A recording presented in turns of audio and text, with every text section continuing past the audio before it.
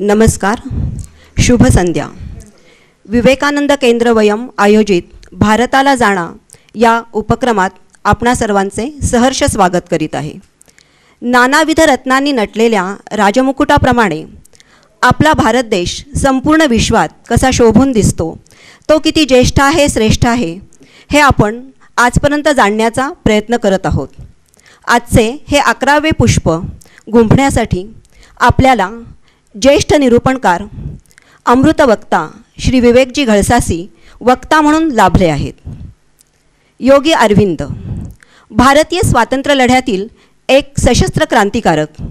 त्यानंतरचं त्यांचं योगी जीवन, पॉंडेचेरी येथील आश्रम ही प्राथमिक माहिती आपण सारेच जाणतो. पण ज्यांना योग म्हणजे काय तेच माहीत नव्हते, किंबहुना योगी व्हायची इच्छासुद्धा त्यांनी कधी बाळगली नव्हती किंवा त्याच्या आसपासही ते कधी फिरकले नव्हते. पण योगायोगाने ते एक ज्येष्ठ श्रेष्ठ योगी झाले. अशा अरविंदांचं सारं जीवनच रोमांचकारी आहे आणि ऐकण्यासारखंच आहे, किंबहुना आपल्यासाठी ते सारंच एक नवीन अनुभव, नवीन प्रत्यय देणार आहे. अशा या अरविंद बाबूंनी रचलेलं देव देश धर्म यासाठी समर्पित केलेलं काव्य म्हणजे भवानी भारत. याचा परिचय करणारी 2 चिंतन सत्र आपण येथे आयोजित केलेली आहेत. याची सुरुवात आपण ओंकारानं आणि प्रार्थनेनं करणार आहोत. ओंकार आणि प्रार्थना घेण्यासाठी येत आहे आदितीताई. पाठमान ताट, हाताची नमस्कार मुद्रा. प्रथम 3 ओंकार एकत्रित होतील, त्यामागे प्रार्थना फक्त श्रवण करायची.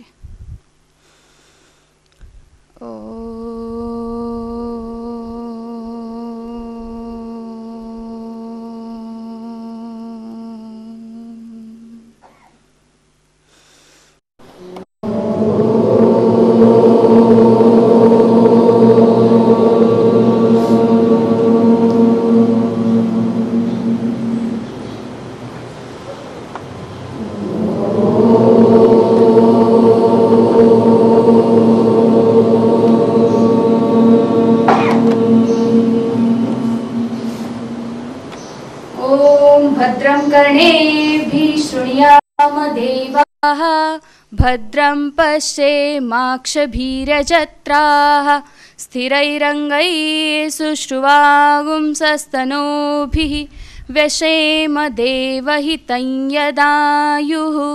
ॐ शान्ति शान्ति शान्तिः.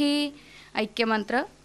ॐ सं समिध्युवसे वृषन्नग्ने विश्वान्यर्या इळस्पदे समिध्यसे स नो वसून्याभर संगच्छध्वं संवधध्वं संवो मनासि जानता देवा भागं यथा पूर्वे संजानाना उपासते समानो मंत्र समिति समानि समानं मनः सहचित्तमेषां समानं मंत्र अभिमन्त्रयेवः समानेन वो हविषा जुहोमि समानीव आकूतिः समाना हृदयानिमः समानमस्तु वो मनो यथा वसुसुहासति ईशावास्यमिदं सर्वै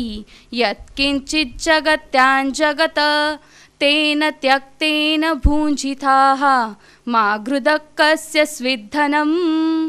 ॐ शान्ति शान्ति शान्तिः. ॐ सहनाववतु सहनौ भुनक्तु सह वीर्यं करवावहै तेजस्विनावधीतमस्तु मा विद्विषावहै. ॐ शान्ति शान्ति शान्तिः. धन्यवाद. आजच्या कार्यक्रमाचं प्रास्ताविक करतील श्री सुभाषजी. नमस्कार सगळ्यांना. आजच्या कार्यक्रमाचे प्रमुख वक्ते आपले मार्गदर्शक विवेकजी घळसासी, विवेकानंद केंद्राच्या महाराष्ट्र प्रांताचे सहसंचालक श्री अरुणजी जोशी, विवेकानंद केंद्राचे सर्व कार्यकर्ते, बंधू भगिनी, सर्वांना नमस्कार. गेल्या 3 वर्षापासून सोलापूरमध्ये विवेकानंद केंद्राचा हा विवेकानंद केंद्र वैदांतिक application of yoga and management, ज्याला आम्ही VK वयम असं म्हणतो, 3 वर्षापासून आपण वेगवेगळ्या उपक्रमांच्या माध्यमातून योग ही एक जीवनपद्धती लोकांसमोर आणण्याचा प्रयत्न करतो आहे. त्यासाठी वेगवेगळे उपक्रम, वेगवेगळे अभ्यासक्रम आपण तयार केलेत. त्याचा मागचा मुख्य उद्देश सगळ्यांना योगासनं आणि प्राणायाम याही पुढे जाऊन ती एक जीवनपद्धती आहे आणि दैनंदिन जीवनामध्ये आपण त्याचा अंगीकार कसा करू शकतो हा विषय प्रामुख्याने आपण करतो आहे. आणि त्याच्यासाठी संशोधनात्मक काही उपक्रम पण आपण इथे सुरू केलेत. त्यातलाच एक भाग असा की आपल्या या सगळ्या भारतीय संस्कृतीची आपल्याला थोडी माहिती असते किंवा विशेष करून आपण त्याच्याबद्दल थोडा अनभिज्ञ पण असतो. त्याची कारणं अनेक आहेत, त्यामध्ये आपण नको जायला. परंतु विवेकानंद केंद्राने असं ठरवलं की आपल्या संपूर्ण भारतभरामध्ये जे काही प्रकल्प चालतात, एकूण 42 प्रकल्प विवेकानंद केंद्रातर्फे संपूर्ण भारतभर चालतात. त्यातल्या प्रामुख्याने 6 प्रकल्पांचा विषय भारतीय संस्कृतीचा जास्तीत जास्त लोकांना ओळख करून देणं, त्याविषयीची आपली जी काही भारताची बलस्थानं आहेत किंवा भारताविषयीचं जे काही खरं रूप आहे आपलं, त्याच्याविषयीची माहिती लोकांना व्हावी. त्यामध्ये ह्या 6 प्रकल्पांचा आपण समावेश केलेला आहे. त्यातलाच हा आपला वयमचा प्रकल्प आहे. त्यामध्ये आपण भारताला जाणून घेऊयात या उपक्रमाच्या अंतर्गत संस्कृत उपनिषदांचा परिचय आणि काही नैमित्तिक उपक्रमांच्या विषयांच्या माध्यमातून हा भारताला जाणं हा उपक्रम आपण लोकांसमोर आणण्याचा प्रयत्न केला आहे. त्यामध्ये आत्तापर्यंत 11 भारताला जाणं ह्याच्यामध्ये आपण उपक्रम केले. त्यासोबतच योग या विषयाचाही असाच परिचय व्हावा या दृष्टीने योग विमर्शचं पण आपण इथे आयोजित करतो. त्याचेही जवळजवळ 22 त्याचेही सेशन्स झालेले आहेत आपले. आणि त्या माध्यमातून हा सगळा विषय आपण लोकांपर्यंत परिचय करून द्यावा. त्यासाठी मग काही आपण अभ्यासक्रम पण तयार केले. आपल्या सोलापूरच्या विद्यापीठाबरोबर पण आपण एक MOU मेमोरंडम अंडरस्टँडिंग केलं आणि मग त्यांनी आपल्या 2 कोर्सेसना मान्यता दिली. तेही कोर्सेस आपण यावर्षीपासून सुरू केलेत. हळूहळू लोकांना ही ओळख होते आहे की योगासनं आणि प्राणायामाच्या पुढे जाऊन योग काही आहे आणि त्याचा एक शास्त्रोक्त अभ्यास व्हावा. शास्त्रोक्त अभ्यासाला लोकांना प्रेरणा मिळावी अशा उद्देशाने आपण इथे सगळ्या वयोगटातल्या लोकांसाठी आपण इथे उपक्रम सुरू केलेत. विद्यार्थी असतील, शिक्षक असतील, कॉर्पोरेटमधले लोक असतील, नवीन लग्न झालेले दंपती असतील, अशा सगळ्यांना आपण या सगळ्या उपक्रमांमध्ये समावेश करून घेतो आहे. संस्कृतचा विशेष उपक्रमाचा उल्लेख अशासाठी मगाशी मी केला की हे सगळं जे काही आपलं ज्ञान आहे हे सगळं संस्कृतमध्ये आहे आणि त्यापासूनच आपण थोडंसं लांब आहोत किंवा आपल्याला त्याची फारशी जाणीव नाही, ज्ञान नाही त्याचं. तर त्यासाठी आपण 3 महिन्याचा एक अभ्यासक्रम आपण तयार केला आणि मग त्यातून ही हळूहळू कल्पना पुढे आली की भारताला जाणून घेऊया हा एक उपक्रम आपण तयार करूयात. तर त्यातून आजचा हा आपण 2 दिवसाचा योगी अरविंदांनी स्वतः लिहिलेलं जे काही भवानी भारती स्तोत्र आहे तर त्याचं आपण विवेकजींच्याकडून ऐकणार आहोत. गेल्या वर्षभरापासून हा विषय विवेकजींबरोबर आमचं बोलणं सुरू होतं की हा विषय आपल्याला करायचा आहे. त्यांना असं वाटत होतं की हा योगी अरविंदांचं आणि विवेकानंदांचं खूप जवळचं नातं आहे आणि विवेकानंदांकडून त्यांना खूप काही योग या विषयामध्ये माहिती मिळाली आणि हे जे काही एक क्रांतिकारक योगी अरविंद योगी झाल्यानंतर तर हा सगळा जो काही प्रवास आहे तो प्रवास आपण लोकांसमोर अशा पद्धतीने घेऊन जावा या उद्देशाने गेल्या वर्षभरापासून आमचं चालू होतं. वेगवेगळ्या प्रसंगी ज्या ज्याला आम्ही भेटत गेलो त्यावेळेला आज त्याचं प्रत्यक्ष आपल्यासमोर 2 दिवस आपण त्यांच्याकडून ऐकणार आहोत. तर सगळ्यांचं स्वागत आहे. विवेकजींना पण धन्यवाद की या निमित्ताने खूप जुना स्नेह आहे. सगळ्यांचा परिचय आपण एक औपचारिकता म्हणून पण कावीना पण त्यांचा परिचय आपण करून घेऊ. आपण सगळ्यांनाच 2 दिवस विवेकजींचा लाभ होणार आहे या सगळ्या गोष्टींचा. आपण योगी अरविंदांच्या विषयी पण जाणून घेऊ आणि त्यांचं भवानी भारती हे स्तोत्र आहे तेही आपण अनुभवू, अभ्यासू आपण. धन्यवाद. माननीय विवेकजी घळसासी यांचा परिचय आपल्याला करून देतील मनोजजी. विवेकजींचे पूर्ण नाव श्री विवेक कृष्णाजी गळसासी. वाणी व लेखणीवर समान अधिकार असलेले, अमृत वक्ते व ज्येष्ठ निरूपणकार म्हणून संपूर्ण महाराष्ट्रात ओळखले जातात. ते मूळचे पंढरपूरचे. हे विश्वची माझे घर असे समजून गावोगावी देशविदेशात ते प्रवचन, व्याख्यान व प्रबोधन करण्यासाठी सारखे भ्रमंती करत असतात. विवेकजी राष्ट्रीय स्वयंसेवक संघाचे स्वयंसेवक आहेत. आपली नोकरी सोडून 5 वर्षे वनवासी कल्याणाश्रम येथे सपत्नीक त्यांनी निवास केला व आपल्या आयुष्याची 5 वर्षे त्यांनी त्या कार्याला वाहून घेतलं. विवेकजींनी मुंबई तरुण भारतमध्ये उपसंपादक व वृत्तसंपादक म्हणून कार्य केले. 1987 मध्ये सोलापूरमधील दैनिक तरुण भारतचे संपादक म्हणून रुजू झाले. विवेकजींचा रेगोट्या आ काव्यसंग्रह व नित्यनिरूपण हा ज्ञानेश्वरीवरील लेखांचा संग्रह प्रकाशित झाला आहे.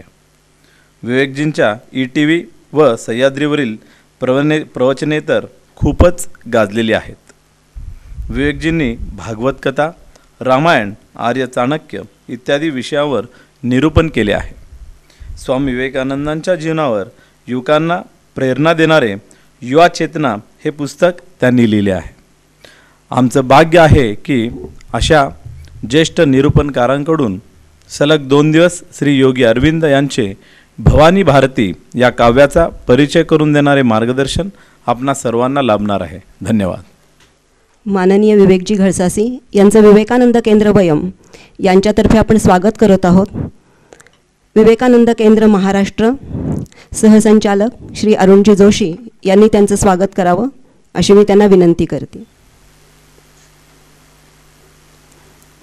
मनसा सततं स्मरणीयं वचसा सततं वदनीयं लोकहितं मम करणीयं लोकहितं मम करणीयं न भोगभवने रमणीयं न जनिजसुखे शयनीयं अहर्निशं जागरणीयं लोकहितं मम करणीयं मनसा सततं स्मरणीयं वचसा सततं वदनीयं लोकहितं मम करणीयं न जादु दुःखं गणनीयं न जनिजसौख्यं मननीयं न जादु दुःखं गणनीयं न जनिजसौख्यं मननीयं कार्यक्षेत्रे त्वरणीयं लोकहितं मम करणीयं लोकहितं मम करणीयं मनसा सततं स्मरणीयं वचसा सततं वदनीयं लोकहितं मम करणीयं दुःखसागरे तरणीयं कष्टपर्वते चरणीयं दुःखसागरे तरणीयं कष्टपर्वते चरणीयं विपत्तिविपिने भ्रमणीयं लोकहितं मम करणीयं लोकहितं मम करणीयं मनसा सततं स्मरणीयं वचसा सततं वदनीयं लोकहितं मम करणीयं गहनारण्ये घनान्धकारे बन्धुजनाये स्थिता गौरे गहनारण्ये घनान्धकारे बन्धुजनाये स्थिता गौरे तत्र मया सञ्चरणीयं लोकहितं मम करणीयं लोकहितं मम करणीयं मनसा सततं स्मरणीयं वचसा सततं वदनीयं लोकहितं मम करणीयं लोकहितं मम करणीयं ब्रह्मराजर्षिरत्नाढ्यां वंदे भारत मातरम. विवेकानंद केंद्र वयमच्या वतीनं भारत जाणून घेण्याविषयीच्या उपक्रमातल्या आजच्या या चिंतन सत्राला उपस्थित असणारे आपण सगळे सन्माननीय बंधू भगिनी, केंद्राचे अधिकारी, केंद्राचे कार्यकर्ते. चिंतन सत्र असं म्हटल्यामुळं एकूण 2 दिवसाच्या विषय मांडणीचा अंदाज, त्याची मर्यादा आणि त्याचा विस्तार दोन्ही आपल्या लक्षात आलंच असेल. एखाद्या विषयावरचं व्याख्यान ही एक वेगळी गोष्ट असते आणि एखाद्या विषयावरचं चिंतन ही एक वेगळी गोष्ट असते. त्यामुळं थोडंसं शाळा महाविद्यालयातल्या वर्गासारखं स्वरूप या सगळ्या मांडणीचं होईल. 3 टप्प्यांमध्ये आपल्याला ही सगळी चिंतन यात्रा करायची. एक तर महायोगी अरविंदांच्या संबंधाने सुरुवातीला ताईंनी सांगितलं तसं आपल्याला फार जुजबी माहिती असते, अनेक जणांना तर तीही नसते. पण ते एक योगी होते. त्यांचं व्यक्तिमत्व, त्यांची प्रतिमा, त्यांच्या चित्रातून आपल्या डोळ्यासमोर जे येतं ते, आणि पुदुचेरीमध्ये त्यांनी केलेल्या कामाविषयीची काही माहिती आपल्याला असते. वेदभूमी म्हणतात पुदुचेरी, पांडिचेरी असं त्याचं अपभ्रष्ट रूप आहे.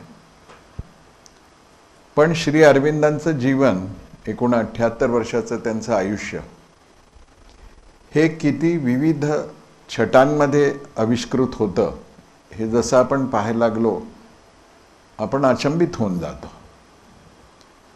त्यामुळं पहिला टप्पा श्री अरविंदांच्या चरित्राविषयी ओझरती का होईना थोडी माहिती असावी. कारण का ज्यांनी भवानी भारती लिहिलं, रचलं, ते स्वतः ते मान्य नाही करत. ते म्हणतात स्फुरलं, आतून आलं. त्यांच्या जीवनाचा एक थोडासा भाग. भवानी भारती हे एकमेव संस्कृत काव्य श्री अरविंदांनी रचलं. पण ते रचण्याआधीची एक वैचारिक भूमिका नेमकी काय होती ते स्पष्ट करणारं श्री अरविंदांचं दुर्गा स्तोत्र. श्री अरविंदांनी भवानी भारत या एका मंदिराची कल्पना केली होती, त्याच्याविषयीची थोडीशी माहिती, आणि मग भवानी भारती या काव्याविषयीची चर्चा, असं 3-4 टप्प्यामध्ये आज आणि उद्या आपण याचे थोडासा विचार.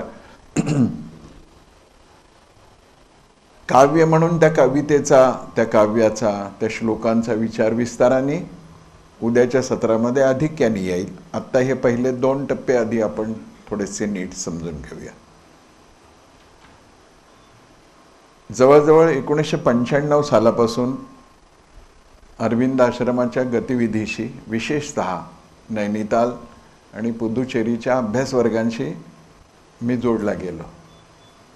आणि माझ्या असं लक्षात आलं की श्री अरविंदांच्या तत्त्वज्ञानाचा जेवढा प्रचार प्रसार खास करून तरुणांमध्ये व्हायला पाहिजे तो झाला नाही.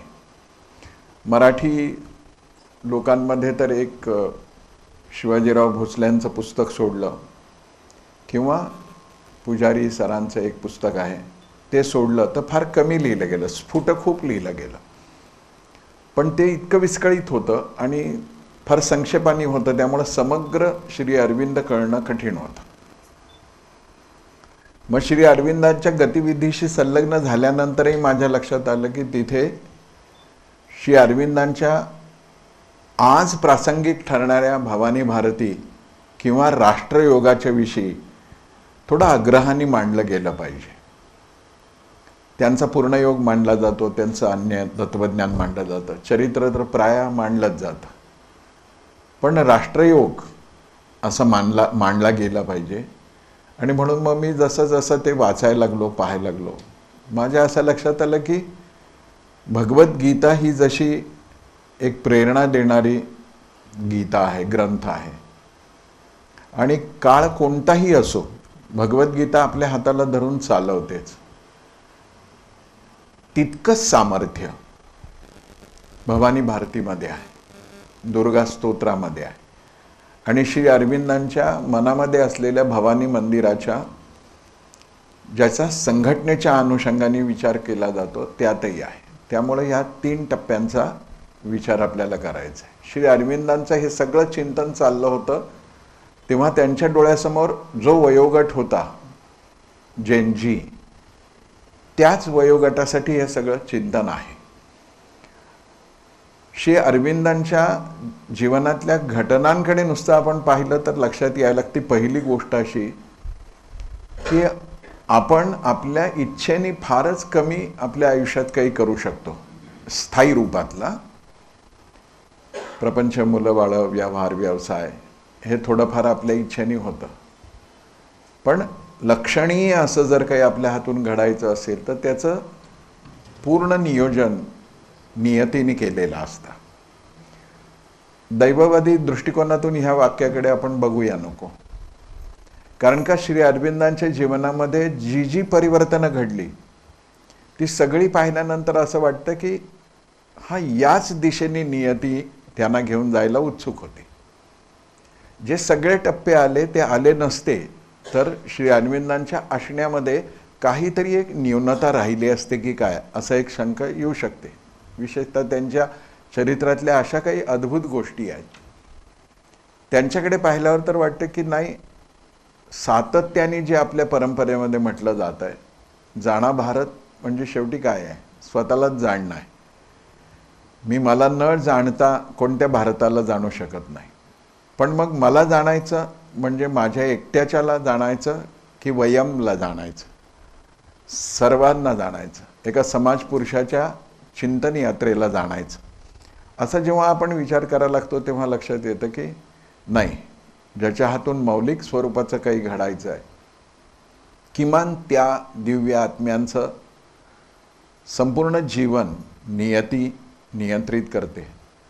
श्री अरविंदांच्या तत्त्वज्ञानातलाच विषय घेऊन बोलायचं झालं तर ते असं म्हणतात की जगामध्ये जे काही घडतं आहे सत्वरजतम या त्रिगुणात्मक, ते सगळं घडवणारी एक विश्वचेतना आहे. आणि ही विश्वचेतना काहीतरी घडवण्यासाठी माध्यम शोधत असते. असं माध्यम आपण बनलं पाहिजे यासाठी जो जागरूकतेने प्रयत्न केला जातो तो खरा म्हणजे योग आहे. योग, योगासन, प्राणायाम हे सगळे त्यातले टप्पे आहेतच. पण अंततोगत्वा मला काय मिळवायचं आहे, मला काय साधायचं आहे, तर मी त्या विश्वचेतनेचा माध्यम बनू शकलो पाहिजे. आणि मग जर काही कारणवशात मी तसं बनू शकत नसेल तर नियती मला आग्रहपूर्वक त्या रस्त्यावर कसं घेऊन जाते याचं जर एक विलक्षण दृश्य बघायचं असेल तर श्री अरविंदांच्या चरित्रातले काही महत्त्वाचे टप्पे आपण बघू. मला त्यातला पहिलाच भाग असा वाटतो की त्यांचा जन्माची तिथी आणि तारीख.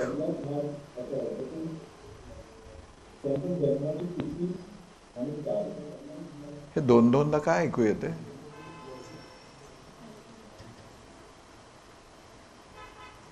हे पण नियतीच ठरवते. तर त्यांची जन्माची तारीख आणि जन्माची तिथी ऐकू येतोय का? आतलं बंद आहे ना? हा बंद आहे का? पण ह्याच्यातून येण्याचं काही कारण नाही. हा बंद आहे. 15 ऑगस्ट 1872 ही त्यांची इंग्रजी दैनंदिनीनुसार कॅलेंडरनुसारची तारीख आहे.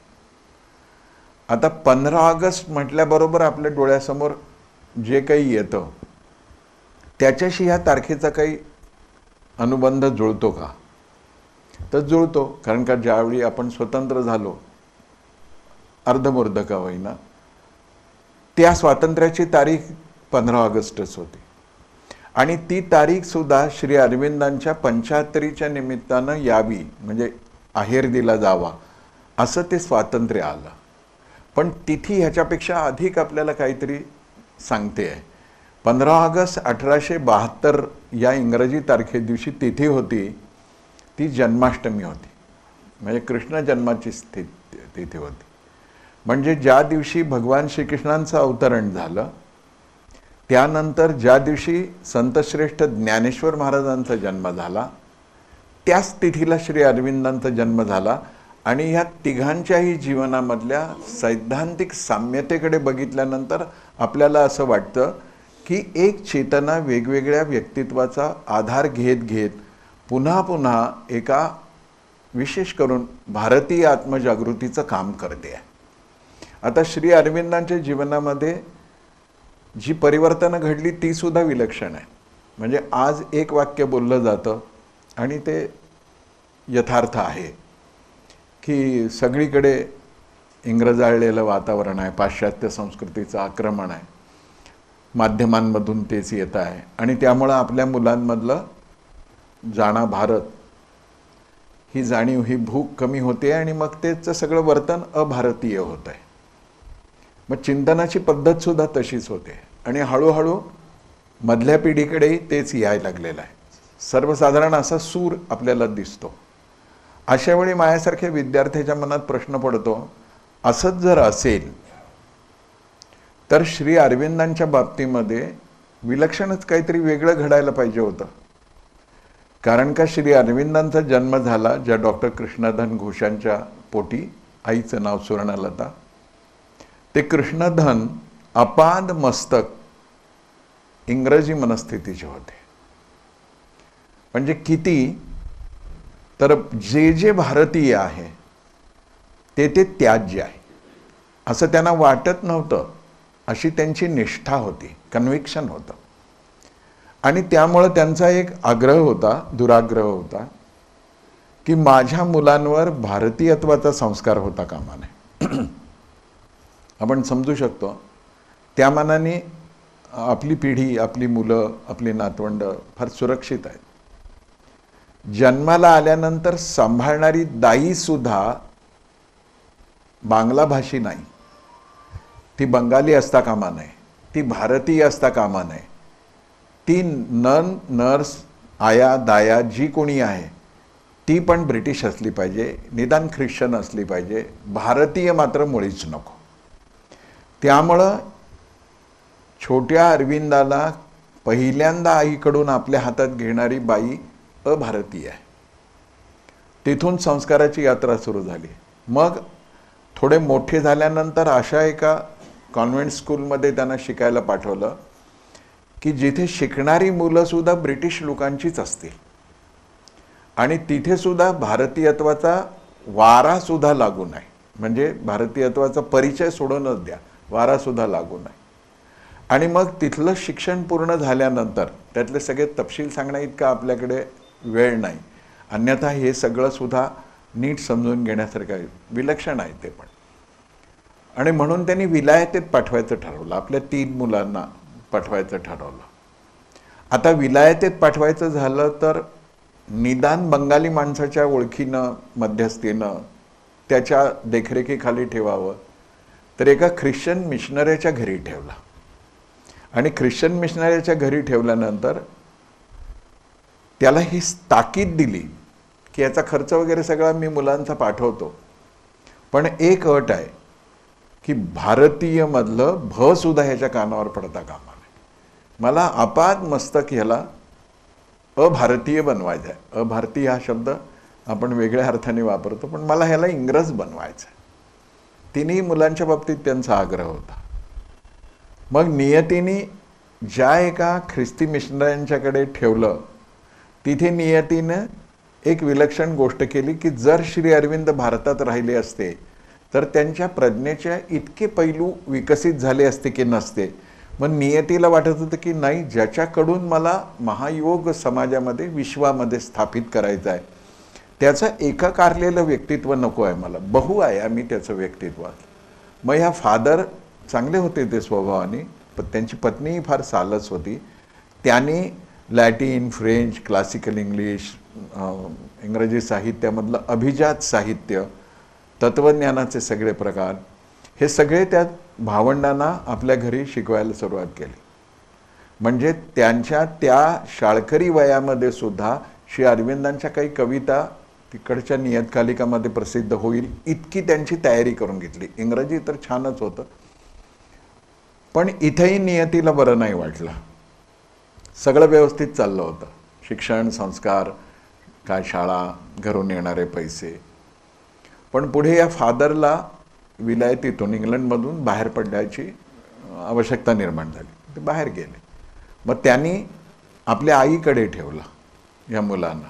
आणि त्यांची आई यांच्या इतकी मोकळी ख्रिश्चन नव्हती, ती कट्टर ख्रिश्चन होती. आणि तिने तर नामांतरही केलं होतं, अरविंदांचं नामांतरही केलं. आणि तिला असं वाटायचं की इतका बुद्धिमान मुलगा आहे, ह्याला मी ख्रिश्चन करूनच सोडेन. आणि म्हणून ती प्रार्थना वगैरे त्यांच्याकडून पाठ करून घ्यायची. आणि आपल्या मित्र आप्तस्वकीयांना बोलवल्यानंतर त्यांच्याकडून त्या सगळ्या प्रार्थना म्हणून घ्यायची. आणि मग सगळे लोक टाळ्या वाजवून म्हणायचे, सैतानाच्या तावडीतून हा सुटला मुलगा. सैतान म्हणजे हिंदुत्वाच्या, भारतीयत्वाच्या, सनातनत्वाच्या तावडीतून. आता अशी परिस्थिती निर्माण झाल्यामुळं काय झालं की क्लेश सुरू झाला. जिथे वस्तीला आहेत ते संघर्ष, अगदी लहान वयातली गोष्ट आहे. आणि तिकडे भारतामध्ये त्याच वेळेला काय घडत होतं की डॉक्टर कृष्णधनांच्या लक्षात येत होतं की इंग्रजांना आपण जितके चांगले समजतो आहोत तितके ते चांगले नाही आहेत. ते तर चांगुलपणाच्या बुडख्या आड शोषण करता आहेत, हाल करतायत. उदारही होते ते स्वामीजींच्या, विवेकानंदांच्या वडिलांसारखे.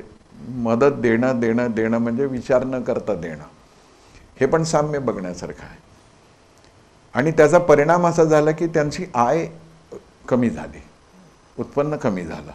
मग ते पैसे पाठवणं अशक्य व्हायला लागलं. पैसेही येत नव्हते. आणि ज्या घरामध्ये ज्या ख्रिश्चन बाईच्या तावडीत ही मुलं सापडली होती तिथे यांचे वैचारिक संघर्ष व्हायला लागले. आणि त्या बाईने त्यांना हाकलून दिलं. इंग्लंडमध्ये कसल्याही आश्रयाशिवाय ही 3 मुलं बेवारस राहिली. त्या काळातलं श्री अरविंदांचं जीवन आपण पाहतो तेव्हा आजही आपल्याला अंगावर काटा येतो.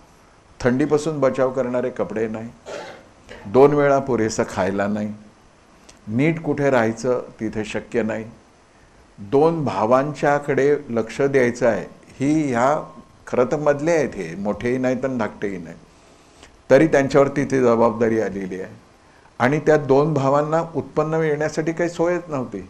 पण श्री अरविंद ज्या शाळा कॉलेजमध्ये शिकत होते तिथे मिळणाऱ्या छात्रवृत्तीवरून ते आपला आणि आपल्या भावंडांचा खर्चही करत होते. त्याने असं लिहिलं की कित्येक रात्री आम्हाला उपाशी झोपावं लागत होतं, अंगभर कपडे नव्हते. नियती काहीतरी घडवत होती. आणि अशावेळी शैक्षणिक त्यांची वाटचाल मात्र दैदिप्यमान होती. म्हणजे त्यांच्या प्राध्यापकांनी त्यांच्या ICS सारख्या परीक्षेच्या, अगदी कठीण परीक्षेच्या उत्तरपत्रिकांच्या विषयी असं म्हटलं आहे की गेली जवळजवळ 20, 25, 30 वर्ष मी ह्या परीक्षांच्या उत्तरपत्रिका तपासतो आहे, पण ह्या मुला इतकं उत्तम उत्तरपत्रिका मी आत्तापर्यंत कधी बघितली नाही. कसल्याही विशेष शैक्षणिक मार्गदर्शनाशिवाय, कसलाही पाठिंबा नसताना, कसलीही सुखसोय नसताना, स्पेशल कोचिंग म्हणा, गायडन्स म्हणा, पुस्तकं म्हणा, कशाचीही उपलब्धता नसताना हा मुलगा प्रज्ञावान होत होता. ते तारुण्यामध्ये येत गेले. तसं तसं इंग्लंडमध्ये सुरू असलेल्या काही भारतीय स्वातंत्र्याविषयीच्या उत्सुक असणाऱ्या लोकांच्या संपर्कात ते आले. इंडियन मजलिससारख्या संस्थेच्या माध्यमातून मग त्यांच्या आतली भारतीयत्वाची एक भावना, पण मातृभाषाही येत नाही आहे बरं, फक्त इंग्रजी. आणि ते इंग्रजीसुद्धा इंग्रज माणसापेक्षा अधिक अभिजात चांगलं, वेगळंच काहीतरी घडत आहे त्यांच्या आयुष्यात. आणि मग हे सगळं घडत असताना या क्रांतिकारकांच्याही काही छोट्या मोठ्या उपक्रमात ते सहभागी होत आहेत. तिथली त्यांची भाषणं, त्याचे सरकारकडे जात असणारे अहवाल, त्यातली त्यांची ज्वलंत बोलण्याची पद्धत, तळमळ, आणि इकडून वडिलांकडून येत असलेल्या पत्रातून ब्रिटिशांचा खरा चेहरा त्यांना कळत गेल्यामुळं एक नवंच रसायन त्यांच्या व्यक्तिमत्वामध्ये तयार झालं. म्हणजे ज्या मुलावर भारतीयत्वाचा संस्कारसुद्धा नको असं म्हणून ज्याला विलायतेत पाठवलं, तो मुलगा महायोगी व्हावा ही नियतीच्या मनात असल्याशिवाय होणारी गोष्ट नाही आहे. पण हा सगळा त्यांचा प्रवास बघितला. 14 वर्ष विलायतेमध्ये ते राहिले. हे सुद्धा श्रीकृष्णाच्या जीवनासारखंच आहे. पण श्रीकृष्णाच्या पहिल्या 14 वर्षामध्ये आनंदी आनंद होता. अरविंदांच्या जीवनामध्ये पहिल्या 14 वर्ष हे सगळे विलायतेतले फार कष्टाचे होते.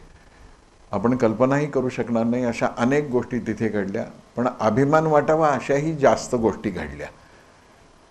हे केवळ मी वानगी एवढ्यासाठी देतो आहे की माझी इच्छा आहे मनापासून तुम्ही मुळातून हे सगळं उपलब्ध करून वाचावं. मी भवानी भारतीसुद्धा 99च्या 99 श्लोक शाळेत शिकवतात तसं नाही सांगणार. त्याचं मर्म फक्त तुमच्यापर्यंत देणार आहे की ज्यामुळे तुमच्या आतून इच्छा व्हावी की ही छोटी पुस्तिका आपण विकत घेतली पाहिजे. माझ्याकडे विक्रीची जबाबदारी नाही आहे, माझी एजन्सी नाही आहे, माझं पुस्तकाचं दुकानही नाही आहे, पण आपण ते घ्यावं वाचावं असं मला वाटतं. बडोद्यामध्ये 13 वर्ष राहिलेत. हा पण एक चमत्कार आहे. खरं म्हणजे विलायतीतून ते आल्यानंतर ते ICS झाले पण घोडेस्वारीची परीक्षा दिली नाही, त्यामुळे त्यांना नोकरी करायचीच नव्हती इंग्रजांची. मग जायचं कुठे आता? तर सयाजीराव गायकवाडांच्या लक्षात आलं की हा मुलगा एकदम हुशार आहे, मी ह्याला आपल्या संस्थानामध्ये नोकरी देऊ. आता इथे परत मला असं वाटतं की श्री अरविंदांच्या जीवनामध्ये सयाजीरावांच्या ऐवजी दुसरा कुठला संस्थानिक आला असता, सत्ताधारी आला असता, तरी काहीतरी वेगळंच घडलं असतं. पण सयाजीरावांना हे माहिती होतं की मी ह्या माणसाला घेऊन चाललो आहे. अगदी किरकोळ पगारावरती एक ICSच्या योग्यतेचा माणूस 150-200 रुपये पगारावरती मिळत होता. त्यावेळी तेही जास्त होते. आणि मग पहिल्यांदा सयाजीरावांनी त्यांना सांगितलं की तुम्ही माझ्या वेगवेगळ्या खात्यांमध्ये काम करा.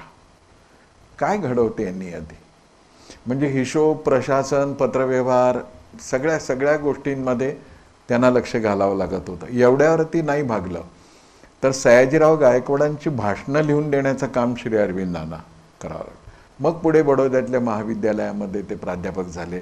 पुढची सगळी प्रगतीची टप्पे 13 वर्ष ते बडोद्यामध्ये राहिले. आणि मग पुदुचेरीला आयुष्याची 40 वर्ष ते तिथे राहिले. एकूण 78 वर्षाचं आयुष्य आहे. आता ह्या पुदुचेरीच्या 40 वर्षाच्या वास्तव्यामध्ये सुद्धा विलक्षण काही गोष्ट घडली. 4 मित्र तिथे गेलेत पुदुचेरीला. का गेलेत वगैरे येईल ओघात, किंवा नाही आलं तर आपण समजू शकतो. फ्रेंच कॉलनी असल्यामुळं आणि इथे इंग्रजांचा ससेमिरा त्यांच्या मागे उत्तर आयुष्यात लागल्यामुळं त्यांना तिकडे सुरक्षित ठिकाणी जाण्याचा ईश्वरी संदेश मिळाला. येईल तो संदर्भ तसं मी सांगेन. पण पुदुचेरीला गेल्यानंतर अवस्था काय होती? राहायची व्यवस्था काही नाही. पुदुचेरी ही वेदभूमी आहे. तिथे ऋषींनी तपश्चर्या केली. ते पुदुचेरीलाच का गेले? फ्रेंच भूमी तर आणखीनही कुठे कुठे होती, तिथे का नाही गेले? नियतीने त्याला तिथेच जायला का सांगितलं? कारण का त्या भूमीचं वैशिष्ट्य आहे की ती वेदभूमी आहे. तिथेच तू जा आणि तिथे जाऊनच तुला जे पुढचं काम करायचं आहे ते करायचं. या 40 वर्षामध्ये 1926 सालापासून 1950 म्हणजे देह ठेवेपर्यंत 1-2 नाही आहे, 24 वर्ष श्री अरविंद 2 खोल्यांच्या एकांतात राहिले. 2 खोल्या ओलांडून ते कधी गच्चीत सुद्धा आले नाही. 24 वर्ष. हे सुद्धा नियती का करून घेत होती? तर ज्या एका महायोगाची मांडणी त्यांना करायची होती त्यासाठीचं सगळं साधन या एकांतामध्ये ते करत. पण सुरुवातीच्या काळामध्ये पुदुचेरीला गेल्यानंतर श्री अरविंद म्हणतात की 8-12 आणेच आमच्या खिशात असत. खायचं काय हा प्रश्न आहे. आमच्या सगळ्यामध्ये मिळून अंग पुसायचं पंचा टॉवेल एकच होता. मग ते काय करत तर आधी आपल्या सहकाऱ्यांना आंघोळ करून घ्या म्हणत. कारण का आपण आधी आंघोळ केली तर आपल्या सहकाऱ्यांना ओला टॉवेल वापरावं लागू नये, आपण ओला वापरला तर चालेल. इतक्या हालाखीच्या अवस्थेतून पुदुचेरीला ते अशा एका तत्वज्ञानाच्या श्रीमंतीपर्यंत जाऊन पोचले की जिथे त्यांना स्वतःला आणि त्यांच्या अनुयायांना माताजींबरोबर साक्षात श्रीकृष्णाचं चैतन्य दर्शन घडलं. इथपर्यंत भारतीयातला भ सुद्धा नको इथपासून साक्षात श्रीकृष्णाच्या दर्शनापर्यंत ही एक विलक्षण यात्रा नियती त्यांच्याकडून घडवत होती. आणि मग त्यांच्या व्यक्तित्वाला जे पैलू पडत होते ते सुद्धा खूप एक प्रज्ञावान विद्यार्थी म्हणून त्यांची ओळख झाली. अस्खलित बोलत असत, उत्तम म्हणजे धाराप्रवाही बोलणं ज्याला म्हणतो आपण. मर्मभेदी तर होतंच, सिद्धांतासह होतं. आणि इतकं अप्रतिम असे की अगदी महाविद्यालयातली भाषणं देत असताना म्हणजे पाठ घेत असताना त्या विषयामध्ये नसलेले विद्यार्थी दुसऱ्या वर्गातले त्यांची भाषणं ऐकायला येऊन बसत. इतक्या प्रभावीपणे ते सगळं बोलणं त्यांचं. एक उत्तम वक्ता होते, विद्यार्थीप्रिय प्राध्यापकही होते. एवढंच नव्हतं तर प्रखर क्रांतिकारी पण होते. किती मिश्रण असावं एखाद्याच्या व्यक्तिमत्वामध्ये. पत्रकार होते, काही नियतकालिकांचे संपादक होते, काही नियतकालिकांमध्ये नियमित लिखाण करत होते. त्यांची भारतीय सगळं इंग्रजीतूनच हे चाललं होतं. मग पुढे काही बंगाली ह्याच्यामध्ये त्याची भाषांतरं पण आली. पण त्यांचे इतके ज्वलज्जहाल लेख असत की त्यावेळेचे वरिष्ठ काँग्रेस नेते संपादकांना सांगत असत की ही न्यू लॅम्प इन ओल्ड हँडसारखी जी लेखमाला आहे ती थोडी सौम्य करायला सांगा किंवा बंद करायला सांगा. काँग्रेसची इतकी लक्तरं ते काढत असत की काँग्रेसच्या मोठ्या मोठ्या नेत्यांनाही भीती वाटायची की हे काय आहे. इतके प्रखर पत्रकार ते होते, महाकवी होते. श्री अरविंदांचं सगळं काव्य इंग्रजीमधलं, बहुतांशी सगळं इंग्रजीतलंच आहे. सावित्री हे नाव आपण ऐकलं आहे सगळ्यांनी. तेही मिळालं तर कृपा करून पहा. गेली 27-28 वर्ष मी ते वाचण्याचा प्रयत्न करतो आहे. मला इतकंच कळलं आहे की सावित्री अरविंदांनी लिहिलं आहे. एवढं नुलकरांनी आपल्या त्याचं भाषांतर प्रभाकर नुलकरांनी केलं. पण सावित्री वाचलं की भारत कळाला, भारतीय अध्यात्म कळालं, भारतीय तत्त्वज्ञान कळालं. असं महाकवी श्रेष्ठ तत्त्वज्ञ तर होतेच. आणि नुसतं तत्त्वज्ञ म्हणजे तत्त्वज्ञानावर बोलणं नव्हे तर स्वतंत्र तत्त्वज्ञानाची मांडणी करणं. आणि ती मांडणी करत असताना सुद्धा मी कशाच्या तरी विरोधामध्ये किंवा पूर्व परंपरेला नाकारून माझी मांडणी करतोय असं नाही, तर त्या पूर्वसुरीच्या धागा पकडून एका उत्क्रांत अवस्थेमध्ये वैदिक तत्त्वज्ञान घेऊन जाणं, सनातन तत्त्वज्ञान घेऊन जाणं असं करणारे ते तत्त्वज्ञ होते. महायोगी तर होतेच होते. अशा श्री अरविंदांच्या जीवनामध्ये जी माणसं आली ते पण पाहण्यासारखं आहे. खूप आहे, खूप सांगायचं आहे, पण आपल्याला वेळेची पण मर्यादा पाळावी लागणार. पहिले आले म्हणजे सयाजीराव गायकवाड, महाराज सयाजीराव गायकवाड. मी ही नावं मुद्दाम सांगतोय कारण का पुदुचेरीला जेव्हा काम चांगलं स्थिर झालं तेव्हा एकाने श्री अरविंदांना प्रश्न विचारला होता की देशभरातून जगभरातून इथे लोक येत आहेत, त्या मानाने महाराष्ट्रातून लोक कमी येत आहेत. तेव्हा त्यांनी उत्तर दिलं होतं की हो, आज माझ्याकडे महाराष्ट्रातून लोक कमी येत आहेत, पण एक दिवस असा येईल की जेव्हा महाराष्ट्रच माझ्या तत्त्वज्ञानाचा प्रचार पुरस्कार करेल आणि पुदुचेरीलाही तो मोठ्या संख्येने यायला लागेल. ती पण प्रक्रिया सुरू झाली आता. त्याच्याविषयी पण म्हणजे आता असं का वाटावं त्यांना त्याची कारणं आता सांगतोय. मुळात त्या आल्या संपर्कात महाराज सयाजीरावांच्या. सयाजीराव गायकवाडांनी त्यांना पूर्णपणाने पाठिंबा दिला. मग बडोद्यामध्ये राहायसाठी एक जागा पाहिजे होती, घर पाहिजे होतं, किरायाने पाहिजे होतं पण पाहिजे होतं. मग एक घर शोधलं, ते घर त्यांना पसंत पडलं आणि तिथे ते राहायला लागले. ते घर होतं खासेराव जाधवांचं. दुसरा मराठी माणूस त्यांच्या आयुष्यात आला. तिसरा मराठी माणूस आला, एक अभियंता होते देवधर नावाचे. हे देवधर होते, यांची एक, ते अभियंता तर होतेच पण त्याच्यापेक्षा चांदोडचे एक महातपस्वी सत्पुरुष होते श्री ब्रह्मानंद, त्यांचे हे अनुग्रहित होते.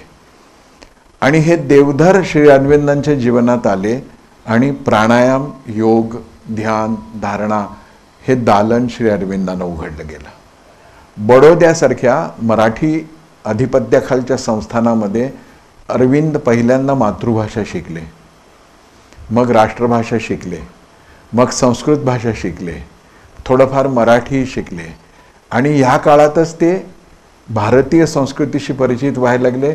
ह्यात त्यांच्या मनावरती प्रभाव टाकणारी जी व्यक्तित्व होती त्यात लोकमान्य बाळ गंगाधर टिळकांचं एक नाव आहे, बाजीप्रभू देशपांडेंचं एक नाव आहे आणि समर्थ रामदासांच्या विषयी त्यांना फार आकर्षण वाटत होतं. पाहाल बघा तुम्ही, एक देवधर इकडे घेऊन गेले. देवधरांमुळं प्राणायाम कळाल्याचा फायदा काय झाला योगाभ्यास करतच होते, प्राणायाम करत होते. आत्ता आपण अर्धा तास जे काय करतो ते करतो, आणि ते करतो ह्याचा खूप दिवसभर आपल्याला अहंकार पुरतो की हो आम्ही योगासनं करतो, प्राणायाम करतो.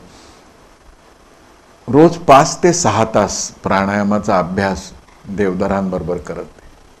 महाविद्यालयात शिकून, वाचन अभ्यास करून, आजीविकेचे सगळे जे काही दायित्व होतं ते सांभाळून रोज 5-6 तास प्राणायामाचा अभ्यास करत असत. आणि त्यांच्या वाचनाविषयी बडोद्यामधले संदर्भ येतात ते तर आपल्याला भयभीत करून टाकणारे आहेत. सर्व ठिकाणी जिथे जागा दिसेल तिथे पुस्तकाच्याच पुस्तकं होती. आणि श्री अरविंदांच्याकडे पुण्या मुंबईहून जी पार्सल्स जायची त्या पार्सलमध्ये पुस्तकांशिवाय काही असायचंच नाही. वीज नव्हती, कंदिलाच्या प्रकाशात वाचायचे. पण जेव्हा कधी जाल एक तर ते वाचत असलेले दिसायचे किंवा लिहित असलेले दिसायचे. सावित्री या महाकाव्याची लिखाणाला सुरुवात बडोद्यातच झाली. म्हणजे बडोदा आणि मराठी संस्कृती असं मी अभिनिवेशापोटी नाही तर आनंदपोटी आपल्यापर्यंत पोचवतो. नंतर प्राणायामाचा आणि योगाभ्यासाचा अभ्यास केल्यानंतर श्री अरविंदांनी जो आपला अनुभव सांगितला आहे तो आपण सगळे प्राणायाम योगासन करणारे आहोत म्हणून लक्षात घेतलं पाहिजे. ते म्हणायचे की मी प्राणायाम आणि योगाभ्यासाचा नीट अभ्यास करत नव्हतो तेव्हा दिवसाकाठी 10 ओळी लिहिणं, नवीन रचना मला अशक्य होतं. म्हणजे एक ओळ लिहिली पुढे सुचायचंच नाही. दिवसभरामध्ये लिखाण केलं तर 8-10 ओळीच लिहून होत असं. पण ते म्हणतात जेव्हा मी उत्तम रीतीने प्राणायाम करायला लागलो आणि योगाभ्यासाचा मी नीटपणाने त्याच्यामध्ये काय गती मिळवली तेव्हा मी एका तासात 200 ओळी लिहायला लागलो. दिवसभरात 10 ओळी लिहित होतो, प्राणायाम जमल्यामुळं एका तासामध्ये 200 ओळी मी लिहायला लागलो. आणि हे जे काही स्फुरण होतं हे आता घडण्यासाठी नियतीने देवधरांना त्यांच्या जीवनात का आणावं, बडोद्याला का आणावं, हे सगळे पहिले प्रश्न एक पृष्ठभूमीवर आपल्या मनात कायमचे राहू द्या. आणखीन एक मोठं नाव आहे विष्णू प्रभाकर लेले. हे बडोद्याला श्री अरविंदांच्या जीवनामध्ये आले आणि या लेलेंनी श्री अरविंदांना ध्यान कसं करायचं याची एक शास्त्रीय पद्धत सांगितली. मुजुमदारांचा वाडा आहे, आजही बडोद्याला आहे. तिथल्या एका खोलीमध्ये श्री अरविंद आणि लेले दीक्षा देत होते, म्हणजे शिकवत होते आणि त्या पद्धतीनुसार ध्यान करण्याचा प्रयत्न श्री अरविंद करत होते. तर सलग 3 दिवस 3 रात्री ध्यानामध्ये श्री अरविंदांनी गती मिळवली. जन्मजन्म घालावा लागतो ते त्यांना 3 दिवसामध्ये प्राप्त झालं. आणि लेलेंनी त्यांना एकच सांगितलं की ध्यानाची परमोच्च अनुभूती जी आहे ती घ्यायची आहे. याचा अर्थच असा की आपल्याला निर्विचार होता आलं पाहिजे, म्हणजे विचारशून्य अवस्थेमध्ये गेलं पाहिजे. लेलेंचं वाक्य फार छान आहे की ते म्हणतात की तुम्ही बारकाईनं जेव्हा पाहाल तेव्हा तुमच्या लक्षात येईल की आपल्या मनात येणारे सगळे विचार बाहेरून येत आहेत, आपले काही नाही आहेत, आपले स्वतःचे काही नाहीत. सगळे जवळजवळ सगळे विषय बाहेरून आपल्या डोक्यात येतात. ते म्हणतात की त्यांना एक तर बाहेरच थांबवा किंवा त्यांना येऊ द्यात आणि जाऊ द्यात. श्री अरविंदांनी या 3 दिवसाच्या योग साधनेनंतर, ध्यान साधनेनंतर जो अनुभव घेतला त्याचा त्यांनी एका वाक्यामध्ये आढावा घेतला आहे. ते असं म्हणतात की एका निर्वात पर्वताच्या शिखरावर बसल्यासारखा अनुभव मी घेतला. वारा सुद्धा जिथे स्पर्श करत नाही इतक्या रिक्ततेमध्ये मी जाऊन बसत होतो. आणि मग लेलेंनीच त्यांना असं निर्विचार होण्याची पद्धत दिली. आणि मग ते लेले असं म्हणाले की जेव्हा कधी तुम्ही असे निर्विचार होऊ शकाल तेव्हा तुमची ध्यानामधली स्थिती पक्की झाली. त्याचा पुढे त्या एक विचित्र परिणाम व्हायला लागला की श्री अरविंद म्हणाले त्यामुळे मी भाषणाला उभं राहिल्यानंतर निर्विचारच होतो. मग लेलेने सांगितलं की तुम्ही क्षणभर डोळे मिटा, भगवतीचं स्मरण करा आणि बोलायला लागा. तुम्हालाही माहीत नसलेल्या गोष्टी तुमच्या मुखावाटे भगवती प्रकट करेल. आणि मग पुण्यासारख्या शहरामध्ये सुद्धा श्री अरविंदांची जी भाषणं झाली त्याच्यामध्ये त्याने हाच विचार घेतला आणि ते म्हणाले की मी निर्विचार व्हायचं आणि मला वाटायचं की आता मी बोलणार काय, पण मला लेलेंचं वाक्य आठवायचं आणि काहीतरी अद्भुत, अशा अद्भुत दिव्यतेचा अनुभव त्यांनी पुण्यामध्ये पर्वतीला घेतला श्री अरविंदांनी. बिंदू कौतुक आहेच आपल्या भागातलं घडतंय म्हणून, पण काहीतरी नियती घडवते आहे. आता हे पर्वतीवर घडणं, शक्ती, शिव, अशा अनेक गोष्टी आहेत, पण आपल्याला थोडं पुढे जायचं आहे आपलं. मग हे सगळं जेव्हा घडत होतं त्याच वेळेला आणखीन एक अद्भुत गोष्ट घडली. माणिकतोळाच्या बॉम्ब प्रकरणामध्ये खरं म्हणजे काही संबंध नव्हता. 2 कारणं होती. एका लेखाबद्दल नाराज होते ब्रिटिशचे, ते एक होतंच, पण त्याहीपेक्षा जिथे माणिकतोळ्याला हा बॉम्बस्फोटाचा सगळा उपक्रम चालला होता ती जागा फक्त श्री अरविंदांच्या नावावर होती. पण विलायतेतले श्री अरविंदांची जहाल भाषणाचे रिपोर्ट, भारतामधल्या त्यांच्या चाललेल्या सगळ्या गतिविधी, त्यांचं वर्तमानपत्रातलं लिखाण, तर इंग्रज सरकारला वाटत होतं की ह्याला अडकवायचं आहे कुठेतरी आपल्याला. माणिकतोळ्यात जागा फक्त त्यांची आहे म्हणून त्यांना अडकवलं. 1 वर्ष कारागृहामध्ये अलीपूरला श्री अरविंदांना राहावं लागलं. आता इथेही गंमत अशी की अरविंदांची केस लढणारा जो वकील होता तो निम्म्यातून सोडून गेला, कारण का पैसेच नव्हते भरायला. मला खरं म्हणजे पुढचं वाक्य म्हणायचं नव्हतं. आज मी अगदी मनाला श्री अरविंद जसं सांगतील तसं सांगून आलो होतो की नाही, कसलाही आत्ताचा रेफरन्स द्यायचा नाही.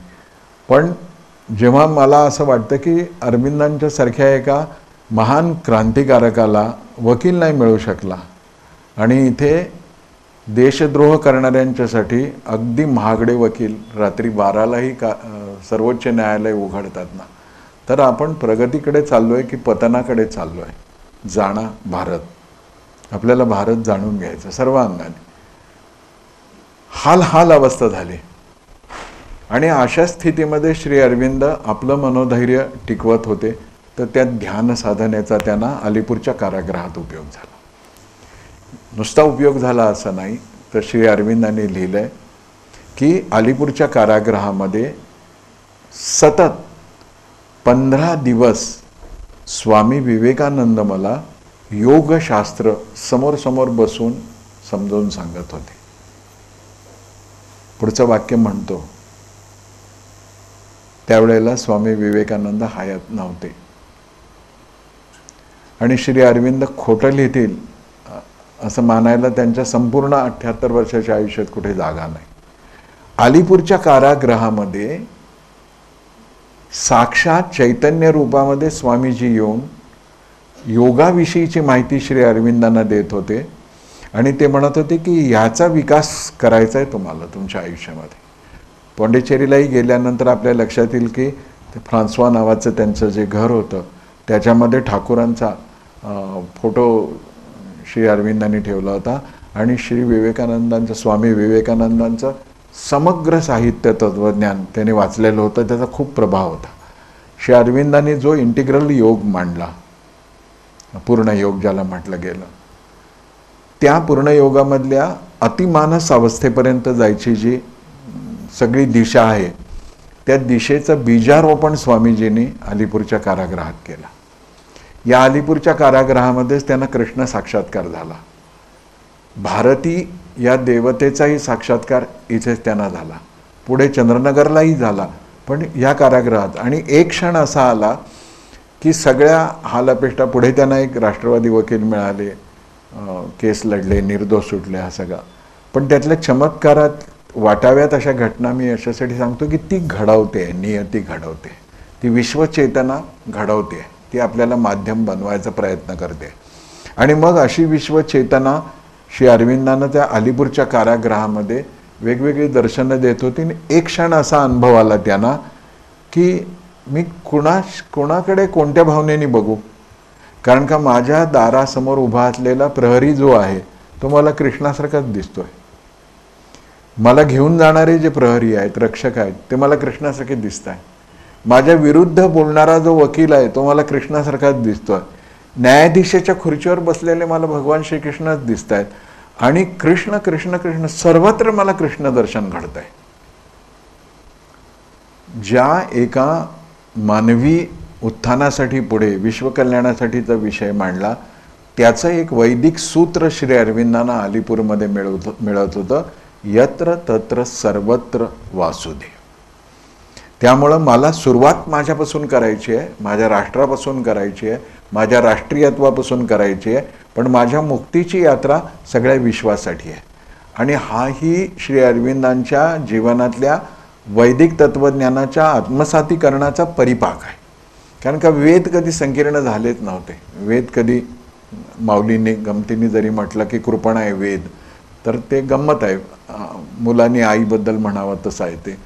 पण मूलतः वेद विश्वचिंतनच करतात. आणि मग जेव्हा श्री अरविंदांना अशी अनुभूती यायला लागली तेव्हा ते त्या योगशास्त्राचा विचार कराय. तोपर्यंत त्यांचं क्रांतिकार्य, त्यांनी केलेलं संघटन, त्यांनी सुरू केलेली नियतकालिकं यांची अवस्था फार विचित्र झाली होती. परत येऊन त्यांना ते सगळं काम करायचं होतं. म्हणजे नियती त्यांना सर्पाकार फिरवते असं आपल्याला दिसतं. आणि मग श्री अरविंद ते करतायत. सुटले निर्दोष, तरीही ब्रिटिशांचं समाधान नव्हतं. मग एका वर्तमानपत्रातल्या लेखाचं निमित्त करून श्री अरविंदांना परत एकदा पकडायचं आणि तुरुंगात टाकायचं असं सगळं सुरू झालं. तेव्हा त्यांना स्फुरण झालं, ज्याला आपण लौकिक भाषेमध्ये विशेषतः वसुदेव देवकीला घेऊन चाललेल्या कंसाच्या रथाच्या बाबतीत म्हणतो आकाशवाणी झाली. तर ती ही आकाशवाणी म्हणजे विजा चमकून असं वरून काही ऐकू येत नसतं. तर ती जी काही चमचम होते ती इथे होते आणि जे काही येतं ते आतून येतं, त्याला स्फुरण म्हटलेलं आहे. तर हे स्फुरण श्री अरविंदांना झालं की आता तू इथे राहू नको. इंग्रजांच्या आधिपत्याखाली असलेल्या भारतामध्ये न राहता फ्रेंच कॉलनी असलेल्या चंद्रनगरला जा. तिथं ते गेले. तिथंही ते 2-1 महिने राहिले. तिथंही त्यांनी केवळ ध्यानाचा अभ्यास केला. आणि असा अभ्यास करत असतानाही त्यांना वाटत होतं की हे मला विश्वकल्याणासाठी पुढे पोचवायचं आहे. आणि मग त्यातूनच त्यांना आणखीन एक संदेश आला. इथंही देवतांची दर्शनं झाली की इथंही नको तू राहू, पुदुचेरीला जा. आणि मग ते पुदुचेरीला गेले. पुदुचेरीचा सगळा त्यांचा जो प्रवास आहे तोही विलक्षण आहे. सावित्रीचा मी मगाशी उल्लेख केला, त्याचा संदर्भ घेऊ आणि मग त्यांच्या दुर्गा स्तोत्राकडे आपण वळूया. सावित्री त्यांनी बडोद्यामध्ये लिहायला सुरुवात केली, म्हणजे महाकाव्याची रचना सुरू केली. ते महाकाव्य होणार आहे हे माहीत नव्हतं, पण सावित्री आहे, सत्यवान सावित्री या महाभारतातल्या आख्यानावर आहे. पण आपण सत्यवान सावित्रीचं ज्या अंगाने आत्ता करतो आहोत तेवढाच त्याचा अर्थ नसून प्रेमाच्या शक्तीवरती मृत्यूवरती विजय मिळवून अमरत्व प्राप्त कसं करून घेता येतं आणि तेजस्विता कशी. सावित्री म्हणजे सवितृच्या कृपेने, सूर्याच्या कृपेने झालेली कन्या. खूप मोठा विषय आहे तो. पण याला ते लिहायला सुरुवात करत होते आणि सुरुवात करत असताना जशी जशी त्यांची आध्यात्मिक प्रगती होत होती तसं तसं या काव्याच्या स्वरूपात ते बदल करत होते. काही कमी करत होते, काही वाढवत होते. आपल्याला आश्चर्य वाटेल की बडोद्यामध्ये सुरू केलेलं हे महाकाव्याचं लेखन पुदुचेरीला गेल्यानंतर पूर्ण झालं. 24 वर्ष लागली त्यांना सावित्री लिहायला. 24 वर्ष. 24 वर्ष आहे.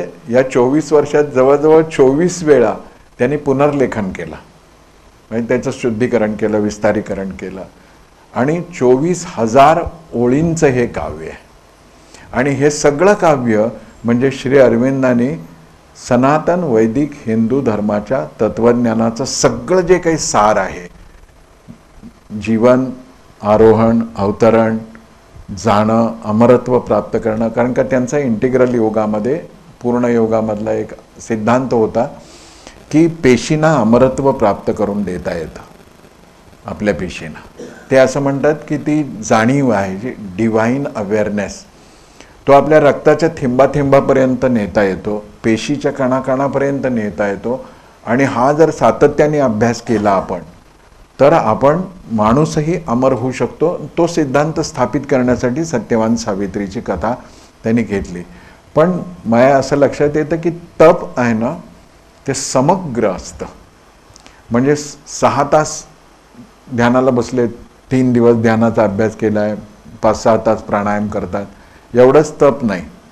कष्ट सहन करणं एवढंच तप नाही, तर सिद्धांत स्थापित करण्यासाठी आपल्याच आविष्कृतीवर पुन्हा पुन्हा संस्करण करणं हे सुद्धा एक वाङ्मयीन तपच आहे. आणि म्हणून श्री अरविंद आणि त्यानंतर श्री ज्ञानेश्वरच म्हणू शकतात की माझं हे लिखाण वाग्यज्ञ आहे, माझं हे लिखाण साधारण लिखाण नाही आहे, तर ते वाग्यज्ञ आहे. मग पुदुचेरीमध्येच पूर्ण योगाची मांडणी केली. सुप्रामेंटल अतिमानस अवस्थेमध्ये कसं जाता येतं, कसं त्याची सगळी प्रणालीही त्यांनी विकसित केली. जशी भगवंताची इच्छा असेल, स्वामींचा आदेश असेल, आपण इंटिग्रल योगासाठी सुद्धा 2-3 दिवसाचं सत्र 3 वर्षात कधी जसा वेळ मिळेल तसं घेऊ आपण. कारण का हे नाही समजलं ना तर आपल्याला जाणा भारतमध्ये उणीव राहील. ते सगळं आपल्याला यायला लागतं. आणि मग श्री अरविंद हे सगळं करतायत. त्याच्यामध्ये महायोग, पूर्ण योग त्यांनी मांडला.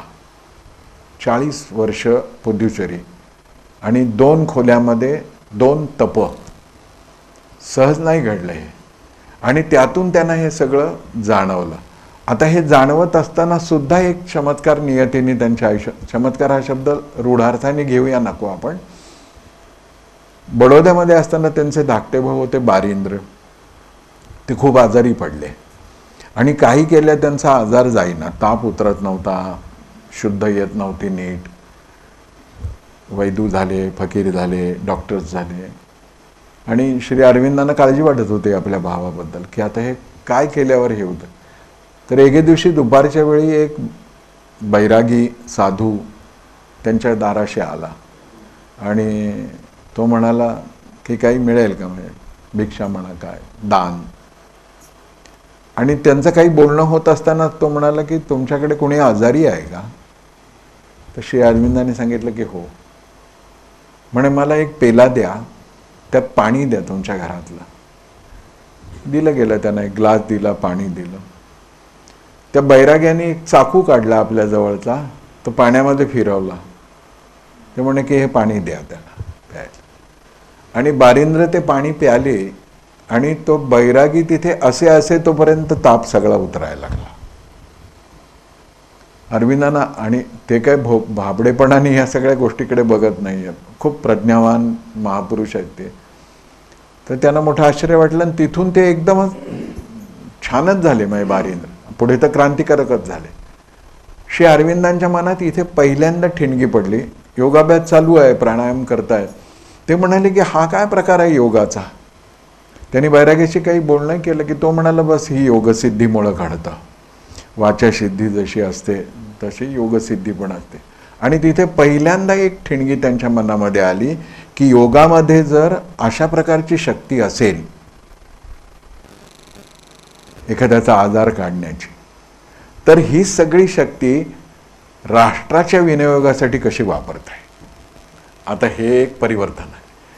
आणि म्हणून इथून ते राष्ट्रयोगाच्या दिशेने चाललेत. एका बाजूने आध्यात्मिक परिवर्तन आहे, संशोधन आहे, चिंतन आहे, पण या एका घटनेने त्यांच्या मनामध्ये काय चक्र सुरू झालं त्यांनी या संदर्भामध्ये म्हटलंय, मी त्यांचं वाक्यच उद्घृत करतो. Indefatigable labour for nation and for humanity, म्हणजे माणुसकी आणि राष्ट्र याच्यासाठी अपरिमित परिश्रम, तप, कष्ट घेण्याची ताकद, त्याच्यामध्ये या सगळ्या योगिक सामर्थ्याचा आपल्याला काही उपयोग करून घेता येईल का. नियतीने एका वेगळ्या वाटेवर. पण त्यांना नियती हेही सांगत होती की हा प्रवास सुखाचा नाही आहे. हा प्रवास नुसता सुखाचा नाही आहे असं नाही, तर तो अत्यंत क्लेशकारक आहे. आणि मग त्या क्लेशाचे अनुभवही अरविंदांच्या जीवनामध्ये आले. आणि शेवटी त्यांना एक सत्य सापडलं जीवनाचं की विदाऊट सफरिंग्स, म्हणजे सहन केल्याशिवाय त्रास, वेदना, उपेक्षा, वयांना, without sufferings there can be no growth. त्यामुळं मी या सगळ्या कष्टाला याला तयार असलं पाहिजे असं ते म्हणत होते. आता हे सगळं जर करायचं आहे तर कशासाठी करायचं आहे, राष्ट्रोद्धार करायचा. दुसऱ्या टप्प्यात चाललो आपण. राष्ट्रोद्धार करायचा तर कोण करेल. कृतांत कटका मला ध्वज जरा दिसू लागली, हात थरथरताय, सीदंती मम गात्राणी असं नाही. वयाने मान स्थिर होत नाही, दिसत नाही, तिकडून राष्ट्रोद्धार होण्याची शक्यता कमी आहे. कारण का ती स्थिती ओलांडली आहे त्याने, त्या जीवांनी. मग मला जर राष्ट्रोद्धार करायचा असेल आणि उपनिषद सांगतात तसं नंतर विश्वोद्धार करायचा असेल, तर मला या सगळ्या माझ्या जाणीवांचा एका वेगळ्या पातळीवर उलगडा करून मला हे तरुणांच्या पर्यंत पोचवलं पाहिजे. इथे त्यांच्या जीवनातला दुसरा टप्पा येतो, जो भवानी भारतीची पृष्ठभूमी म्हणून आपण बघतो. उपनिषदांचं वाक्य आहे की आध्यात्मिक साधना आपण करतो, प्राय आपण सगळे आपल्या मोक्षमुक्तीसाठी करतो, निदान इह जीवनामध्ये किमान शांती आणि सुख मिळावं यासाठी करतो. पण उपनिषदांची आज्ञा आहे की जर तुम्ही आध्यात्मिकता फक्त आत्मोद्धारासाठी करत असाल तर ती चूक नाही आहे, पण ते पूर्ण नाही आहे. उपनिषदाचं सूत्र सांगतं आत्मोद्धारानंतर म्हणजे आत्मोन्नतीनंतर जर विश्वोन्नती तुम्ही करू शकला नाही तर तुमचं अध्यात्म अपुरं आहे. श्री अरविंदांना हे कळत होतं की मला हे सगळं करायचं आहे आणि मग त्यासाठी मला वर्तमानातली माझ्या राष्ट्रीय स्थितीतली जी समस्या आहे, गुलामीची, पारतंत्र्याची, आत्ता जो शब्द खूप वेळा वापरला जातो आहे उपनिवेशवाद,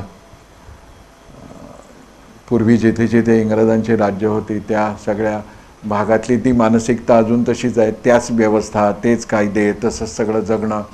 तर ह्यातून मला माझा देश बाहेर काढायचा असेल तर मला आध्यात्मिक शक्ती, योगशक्ती आणि युवा शक्ती यांचं कुठे ना कुठेतरी एकत्रीकरण केलं पाहिजे. भूमिका काय आहे आता थोडंसं आपण ज्याला टेक्स्ट म्हणू त्याच्याकडे आपण जाऊया. ते म्हणतात की स्वातंत्र्य असल्याशिवाय उपनिवेशवाद, कॉलोनियल माइंडसेट यातून बाहेर आल्याशिवाय काही होणार नाही आहे. तर त्यासाठी आवश्यक काय आहे तर वेदांतांनी सांगितलेल्या परिपूर्ण स्वातंत्र्याची स्थापना केली पाहिजे. बघा आता ते एक नवा संगम घडवत आहेत.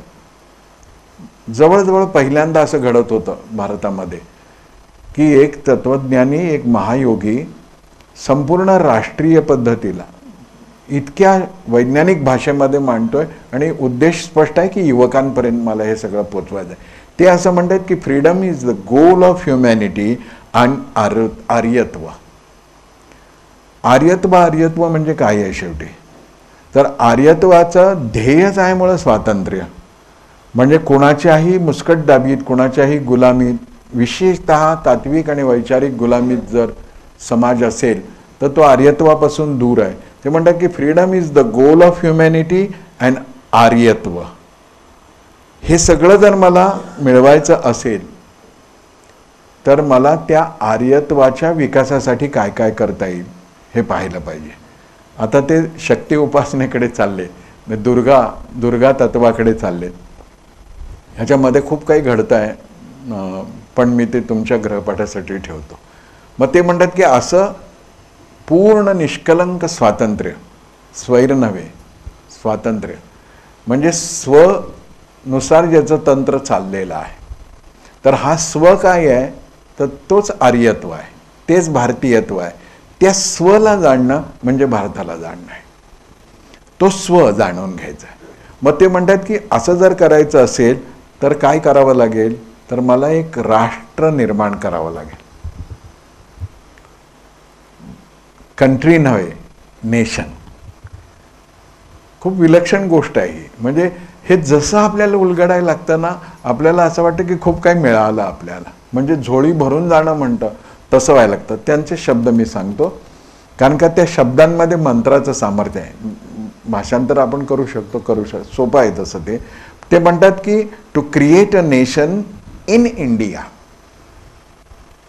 भारत तर आहेच, इट्स अ जिओग्राफिकल एक्सप्रेशन, एक भौगोलिक आविष्कृती आहेच. पण राष्ट्र मला निर्माण करायचं आहे. आता दोन शब्दांचा भेद आहे, खूप मजा आहे ती. एक आहे स्टेट, एक आहे नेशन. राज्य आणि राष्ट्र.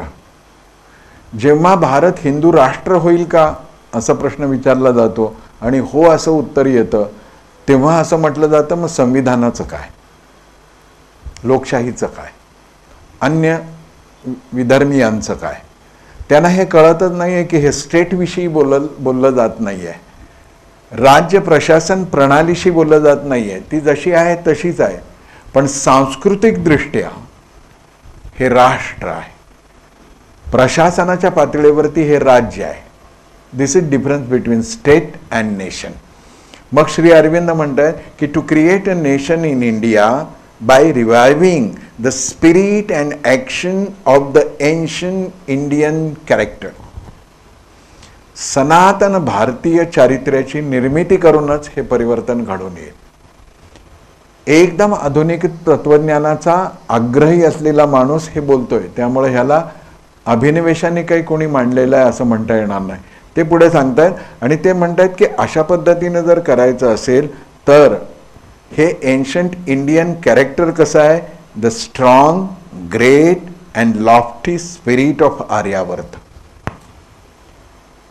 चारित्र्य व्यक्तिगत पातळीवर आपण बऱ्याचदा लक्षात घेतो, पण त्यांना म्हणायचं आहे आर्यावर्ताचं हे जे काही महान, तेजस्वी, विलोभनीय चारित्र्य आहे, ये देश जमी का तुकडा नाही, जीता जागता राष्ट्रपुरुष आहे.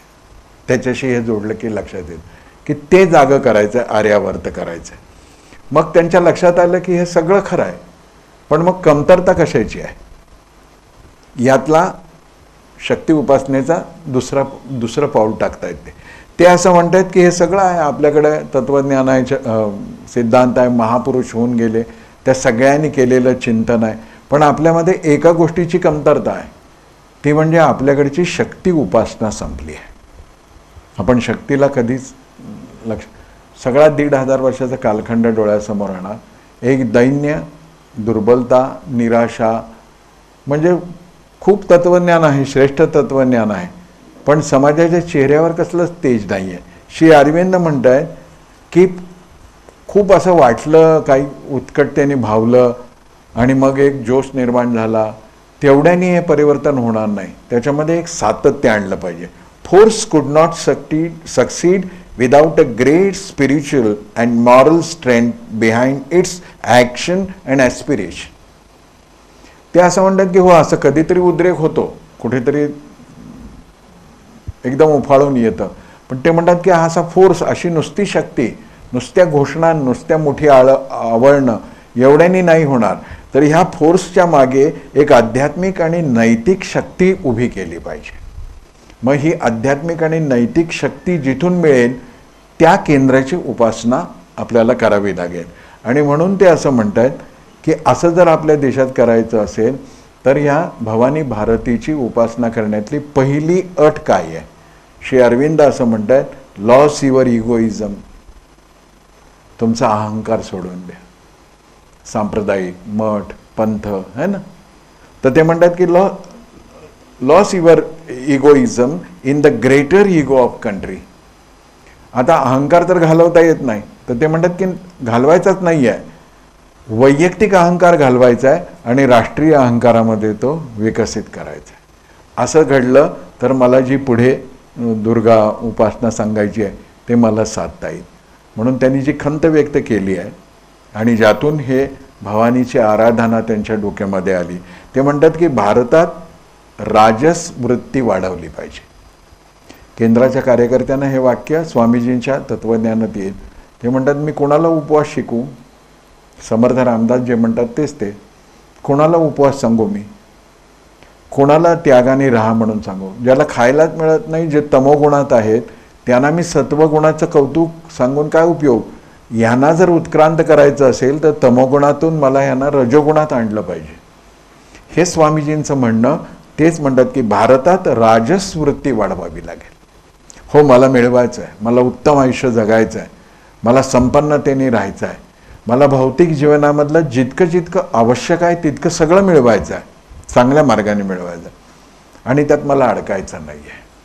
म्हणून मॉरल आणि स्पिरिच्युअल दोन्हीही शक्ती उभी करायची. तर म्हणतात भारतात राजसवृत्ती वाढवली आणि उत्कट देशभक्ती रुजवली. एक वाढवायची आहे, राजसवृत्ती आहे जीवात, आणि देशभक्ती मात्र रुजवायची आहे. आणि ती रुजाय लागल्यानंतर काय काय घडतं आपण 10-11 वर्षातलं परिवर्तन बघतो आहे. की देशभक्ती नुसती रुजायला लागली म्हटल्याबरोबर केवढं साहस सामान्य माणसामध्ये येतं, आपण त्याचा अनुभव घेतोय, त्याची फळंही आहेत, आणखीन वाढतील ते. पण पुढं ते म्हणतात तर केवळ भारतच स्वातंत्र्य मिळवेल असं नाही, तर भारताचं महान भवितव्य निर्माण होईल. आणि असं महान भवितव्य निर्माण करायचं असेल तर भवानीची म्हणजे शक्तीची, आता त्या दुर्गापूजा म्हणा, दुर्गा मूर्ती म्हणा, दुर्गा स्तोत्र म्हणा, या सगळ्याच्या जवळ आपण जाऊन पोचतो आहोत. श्री अरविंद जेव्हा भवानी असा उल्लेख करतात तेव्हा श्री अरविंदांनी स्पष्ट केलं की भवानी इज अ शक्ती. महायोगामध्ये ते विश्वचेतनेविषयी बोलत आहेत आणि इथे आध्यात्मिक उपासनेमध्ये सांगतायत माझ्या दृष्टीने भवानी म्हणजे काय आहे, तर माझ्या दृष्टीने भवानी म्हणजे शक्तीच आहे. शक्ती उपासना, शक्ती उपासना. दुर्बलता मृत्यू स्वामी विवेकानंद म्हणतात. आणि श्री अरविंद म्हणतात की भवानी शक्ती. आणि मग ह्या शक्तीची उपासना करायला पाहिजे असेल तर we in India fail in all things for a want of शक्ती.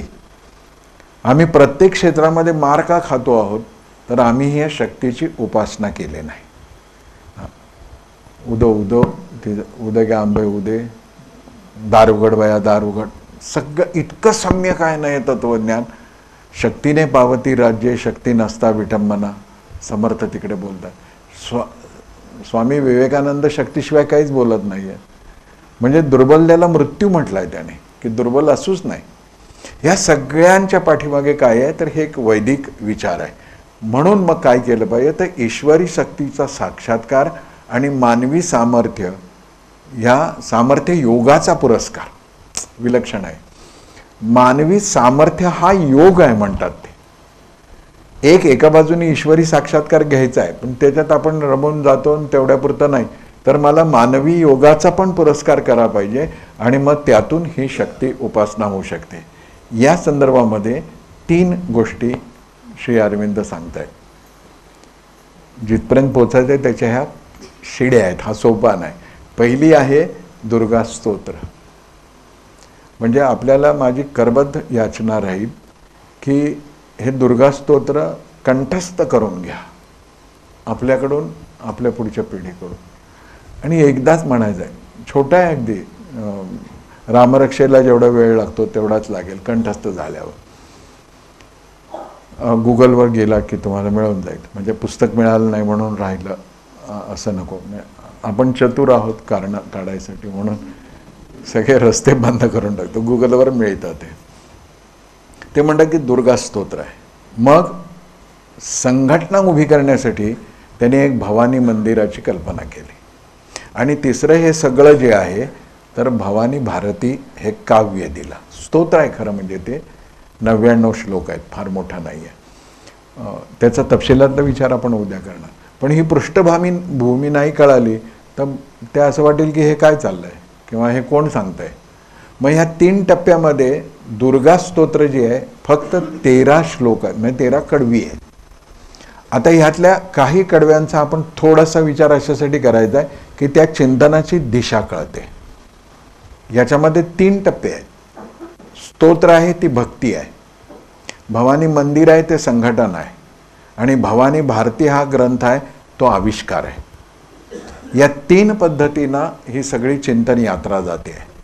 त्या स्तोत्रामध्ये ते असं म्हणतायत, काय झालं, ऐकू येतंय ना? हां, अच्छा, फोन आला. आता पाठ केलेलं विसरलं ना मी. तर दुर्गा स्तोत्र आहे भक्ती, भवानी मंदिर जे आहे ते संघटन, आणि भवानी भारती आहे त्याचा तो पुरुषार्थ आविष्कार. भवानी भारतीमध्ये या तिन्हीचाही उल्लेख येतोच आहे. उद्या आपण जेव्हा त्यातल्या काही श्लोकांचा विचार करू तेव्हा कळेल. आता ह्या स्तोत्रामधल्या काही कडव्यांचा विचार अशासाठी करणं आवश्यक आहे की म्हणजे आपल्या मनामध्ये भक्ती शक्ती मातेविषयीची निर्माण करणं म्हणजे काय करणं श्री अरविंदांच्या दृष्टीने. 2-3 कडवी आहेत, त्याचा आपण शब्दशः थोडा विचार करू. ते म्हणतात की हे माते दुर्गे, ही दुर्गा कशी आहे?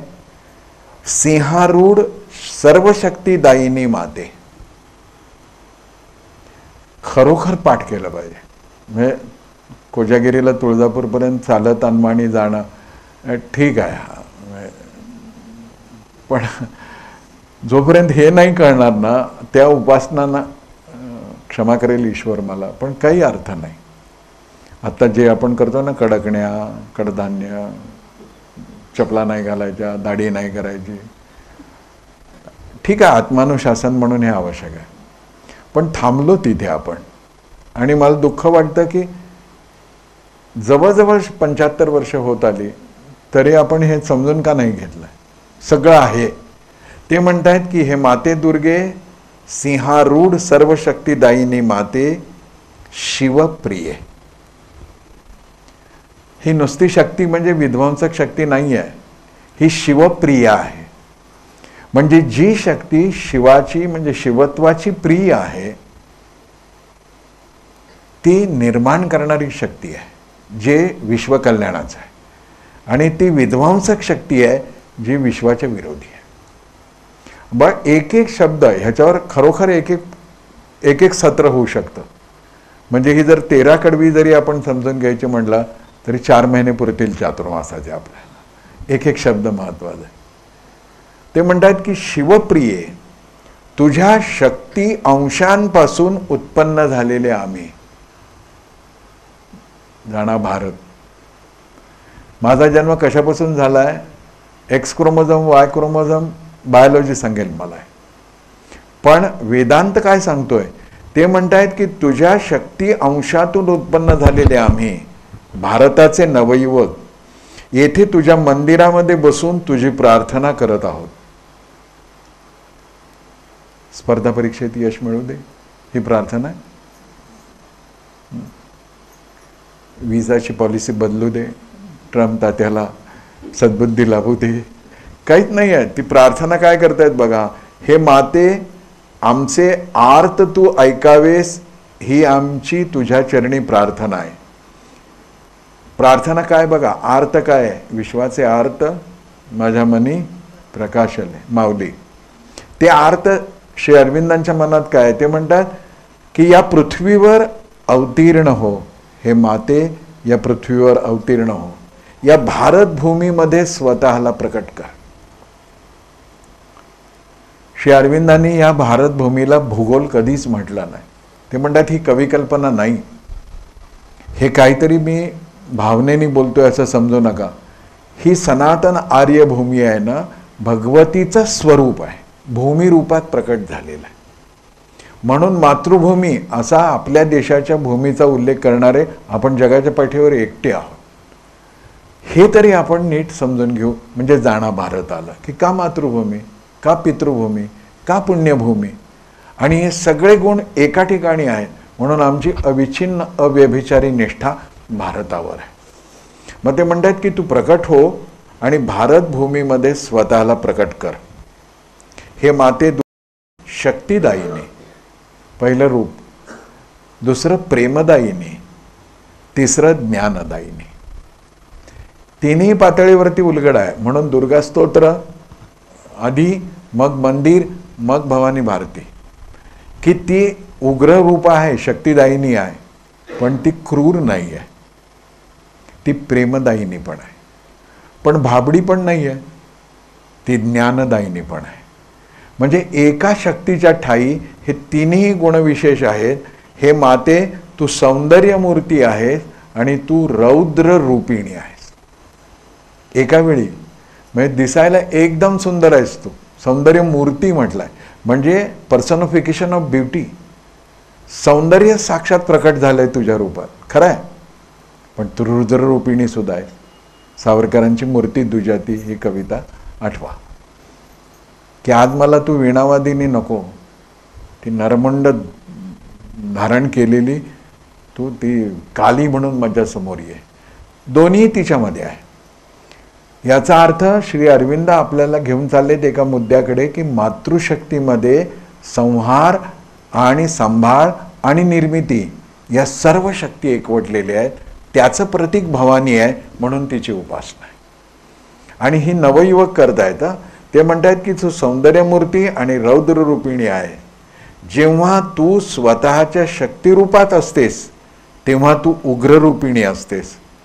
आम्ही जीवन संग्रामामध्ये, भारताच्या संग्रामामध्ये, मी ते राष्ट्र, आत्मा ते विश्व, आम्ही जीवन संग्रामामध्ये म्हणजे रोजमर्रा की जिंदगी, डे टू डे लाईफ, आणि भारताच्या संग्रामामध्ये तुझ्याकडून नियुक्त करण्यात आलेले आहोत.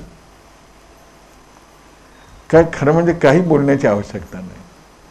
मला जे वाटतंय ना की मी माझ्या इच्छा, आकांक्षा, अपेक्षा, वासना ह्या पूर्ण करण्यासाठी जन्माला आलोय किंवा जिवंत आहे. श्री अरविंद म्हणतायत की हा सगळा आहे ना जडवादी विचार आहे. माणसाचा देह आहे तर त्याला लटून येणाऱ्या गोष्टी करणं यासाठी तू नाही जन्माला आला. तर ते असं म्हणतात की आई, आम्ही जीवन संग्रामामध्ये आणि भारताच्या संग्रामामध्ये तुझ्याकडून नियुक्त करण्यात आलेले योद्धे आहोत. पुरुषार्थ पुरुषार्थ पुरुषार्थ, दुसरं काही नाही. दौर्बल्याला जागाच नाही. आम्ही कारण जीवन संग्राम आहे तर लढावंच लागेल. रात्रंदिना आम्हा युद्धाचा प्रसंग तुकोबाराय बोलतात. अंतर आणि बाह्य दोन्हीकडे युद्ध आहे. तर योद्धा असल्याशिवाय कसं जगणार? म्हणून रडणं, कीव भाकणं, करुणा भाकणं, श्री अरविंद म्हणतात की तो गेला कालखंड. आता आपल्याला उभं राहावं लागेल, योद्धे व्हावं. हे माते, आमच्या मनाला आणि हृदयाला, पुढचा शब्द थोडा धक्का बसणार आहे, आमच्या मनाला आणि हृदयाला दानवांसारखे बल दे. दानवांसारखे, राक्षसासारखे बल दे. दानवांसारखे बल दे, दानवांसम ऊर्जा दे. आपल्याला वाटेल की हे राक्षसासारखं मागतायत, आणि पुढे त्याचा उत्तरार्ध सांगतायत, आणि आमच्या बुद्धीला आणि आत्म्याला देवांचे शील दे आणि देवांचे ज्ञान प्राप्त करून दे. पूर्ण तोल. आपल्याला दानव म्हटलं म्हणजे तो टाकाऊच वाटतो. ते म्हणतात की दानवामध्ये बल जी गोष्ट आहे ना ती मिळवण्यासारखी आहे ना. आणि दानव, राक्षस हे कोण वेगळ्या ग्रहाहून थोडेच आलेले आहेत. ज्या कुळामध्ये कृष्ण जन्माला आले त्याच कुळात कंस आहे.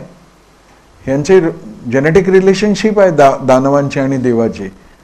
पण मग दानवांच्याकडे बळ आहे ते आम्हाला दे, दानवांसारखी ऊर्जा दे. राक्षस कधी दमत नाही, अविरत ते काही ना काहीतरी करतच असतात. ती ऊर्जा आम्हाला दे, पण ती देताना मात्र देवांसारखं शील दे. म्हणजे आम्हाला दानवी बल आलं, दानवी ऊर्जा आली म्हणून आम्ही अन्याय अत्याचार करत फिरू का? तर नाही, आम्ही न्यायाच्या मार्गाने जाऊ. ती देवांचं शील दे आणि देवांचं ज्ञान दे. म्हणजे देवांविषयीचं ज्ञान नाही, देवांसारखं ज्ञान दे आम्हाला.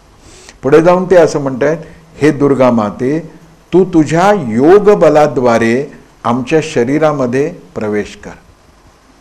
इथे योगाभ्यास करणारे आपण सगळे आहोत. आपण जी काही योगोपासना करतो आहे ना ते आपल्या शरीराच्या सौष्ठवासाठी, निरामयतेसाठी, निरोगीत्वासाठी आहेच. पण त्याचा अंतिम परिणाम आपल्याला काय साधायचा आहे? तर भगवतीनं, मा दुर्गेने योगबलाद्वारे आपल्या शरीरामध्ये प्रवेश करावा. म्हणजे अंगात यावं नव्हे, तसा प्रवेश करते ती. मग योगबलाद्वारे तू आमच्यामध्ये प्रवेश कर. आम्ही तुझे साधन होऊ. माझं आयुष्यात दुसरं काही हेतू नाही, मी तुझ्या हातातलं साधन होणार. कठपुतली एका अर्थाने, पण आईच्या हातातली. तू आम्हाला जसं करवशील तसं मला तुझं साधन व्हायचं आहे. सर्व अशुभ यांचा विनाश करणारी असं तुझ्या हातातलं शस्त्र व्हायचं आहे. जेवढं जेवढं अशिव, अमंगल, अशुभ आहे त्या सगळ्याला नाश करणारं शस्त्र तुझ्या हातात जे आहे, खड्गधारी तू आहे, ते खड्ग मला व्हायचं आहे. कमलदल व्हायचं नाही. आत्ता वीणा मला नाही व्हायचं, कारण काही वेळ नाही ते होण्याची. जे जे उत्तम, उदात, उन्नत, महन मधुर ते मला करत. पण आज तुझ्या हातातलं शस्त्र जे आहे की जे अशिवाचा विनाश करतं ते मला व्हायचं आहे. पुढे जाऊन ते असं म्हणतात की सर्व अज्ञान विनाशिनी तुझ्या हातचा प्रदीप मला होऊ दे. अंतरीचा ज्ञानदीप मालवू नको रे, अत्त दीप भव. दिवाच ज्ञानाचं प्रतीक आहे. तर तुझ्या हातामधला जो तो ज्ञानाचा दिवा आहे तो मला व्हायचा आहे. म्हणजे मला ज्ञानाचा प्रकाश सगळीकडे, नाचू कीर्तनाचे रंगी ज्ञानदीप लावू जगे. इतकी साम्य स्थळं दाखवू शकतो आपण. आणि असं वाटतं की वेद आणि उपनिषद चमत्कारिक गंगा आहे.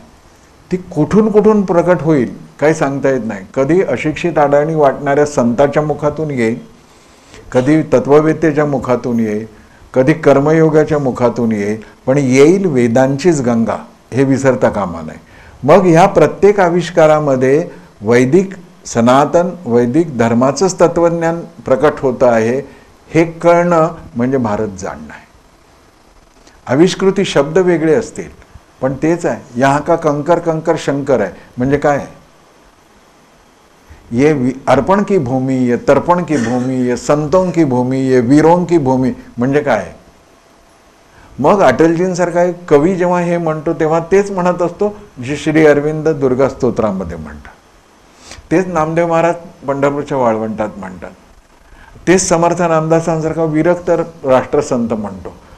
ही जी सगळी आविष्कृतीमधली एकात्मता आहे ती पाहिल्यावर लक्षात येतं की विश्वचेतनाच वेगवेगळ्या व्यक्तित्वातून प्रकट होत असते. माझी अधिकारे नाही म्या बोलत, बोलविता धनी दुसरा कोणीतरी आहे. तो कोण आहे त्याचं वैज्ञानिक फोड श्री अरविंद करतात. That is divine energy. ती विश्वचेतना, ती सगळं हे घडवते. तिला प्रकट होण्यासाठी मी एक समर्थ माध्यम बनलं पाहिजे, साधन बनलं पाहिजे. त्यासाठी पहिला आधार भक्तीच आहे. म्हणून ते भक्तीची गोष्ट करताय. तुझ्या या लहानग्या बालकांचे हे आर्त पूर्ण कर, स्वामिनी होऊन तुझे हे साधन कार्यकारी होऊ दे. मी कोणीच नाही आहे स्वतंत्र, माझे अस्तित्वच नाही स्वतंत्र, तुझं साधन होऊ दे. मी आहे कोण? पूज्य माँ की अर्चना का एक छोटा उपकरण हो, है ना. बघा आता हे ज्यांनी कोणी लिहिलंय ते त्यांनी श्री अरविंद वाचलं की नाही? उच्च है वह शिखर देखो मैं नहीं वह स्थान लूंगा, और चित्रित भित्ति का है मैं नहीं शोभा बनूंगा, आरती भी हो रही है गीत बनकर क्या करूंगा, पुष्पमाला चढ़ रही है फूल बनकर क्या करूंगा, मालिका का एक तंतु गीत का मैं एक स्वर, पूज्य माँ की अर्चना का एक छोटा उपकरण. किती साम्य सांगू मी तुम्हाला, किती साम्य. म्हणून भेदावर भारतीय तत्वज्ञान उभा आहे असा अपप्रचार करणाऱ्या वाममार्गी विचारवंतांना उत्तर द्यायचं असेल तरी आपल्याला श्री अरविंद समजून घ्यावे लागतं. ते म्हणतात की हे असं आहे. मग मला हे सगळं करायचं आहे, तुझ्या हातातलं साधन बनू आम्ही, तुझे खड्ग चालव आणि अशुभाचा विनाश कर. अंगाई नको गऊ, लढिवाळपणा करू नको, आई आहेस तू माहिती आहे, पण तुझे खड्ग चालव आणि अशुभाचा विनाश कर. हाती दीप घे आणि ज्ञानप्रकाश वितरित कर.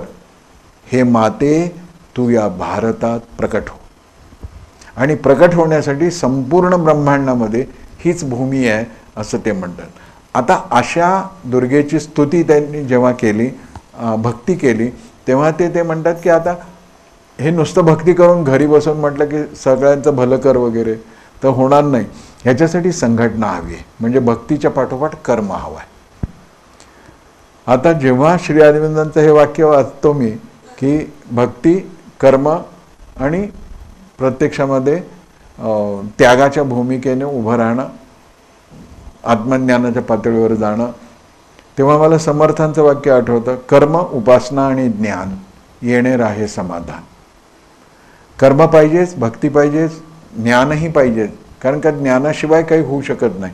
मग श्री अरविंद म्हणतात की अशी संघटना उभी करायची. आणि इथे आपण केंद्राचे कार्यकर्ते म्हणून आपल्याला खूप आनंद वाटावा अशी स्थिती आहे की विवेकानंद केंद्राच्या कार्याच्या पद्धतीमधले कार्यकर्ता निर्मितीचे सगळे पैलू श्री अरविंदांनी भवानी मंदिर उभारणीच्या या कल्पनेत. घटना अशी घडली, की बंकिम चटर्जींच्या आनंदमठमधनं प्रेरणा घेऊन त्यांचे क्रांतिकारी बंधू ज्यांचा उल्लेख मी केला बारिंद्र, त्यांच्या मतामध्ये असं आलं की ही वंदे मातरममधली जी माता आहे तिचं एक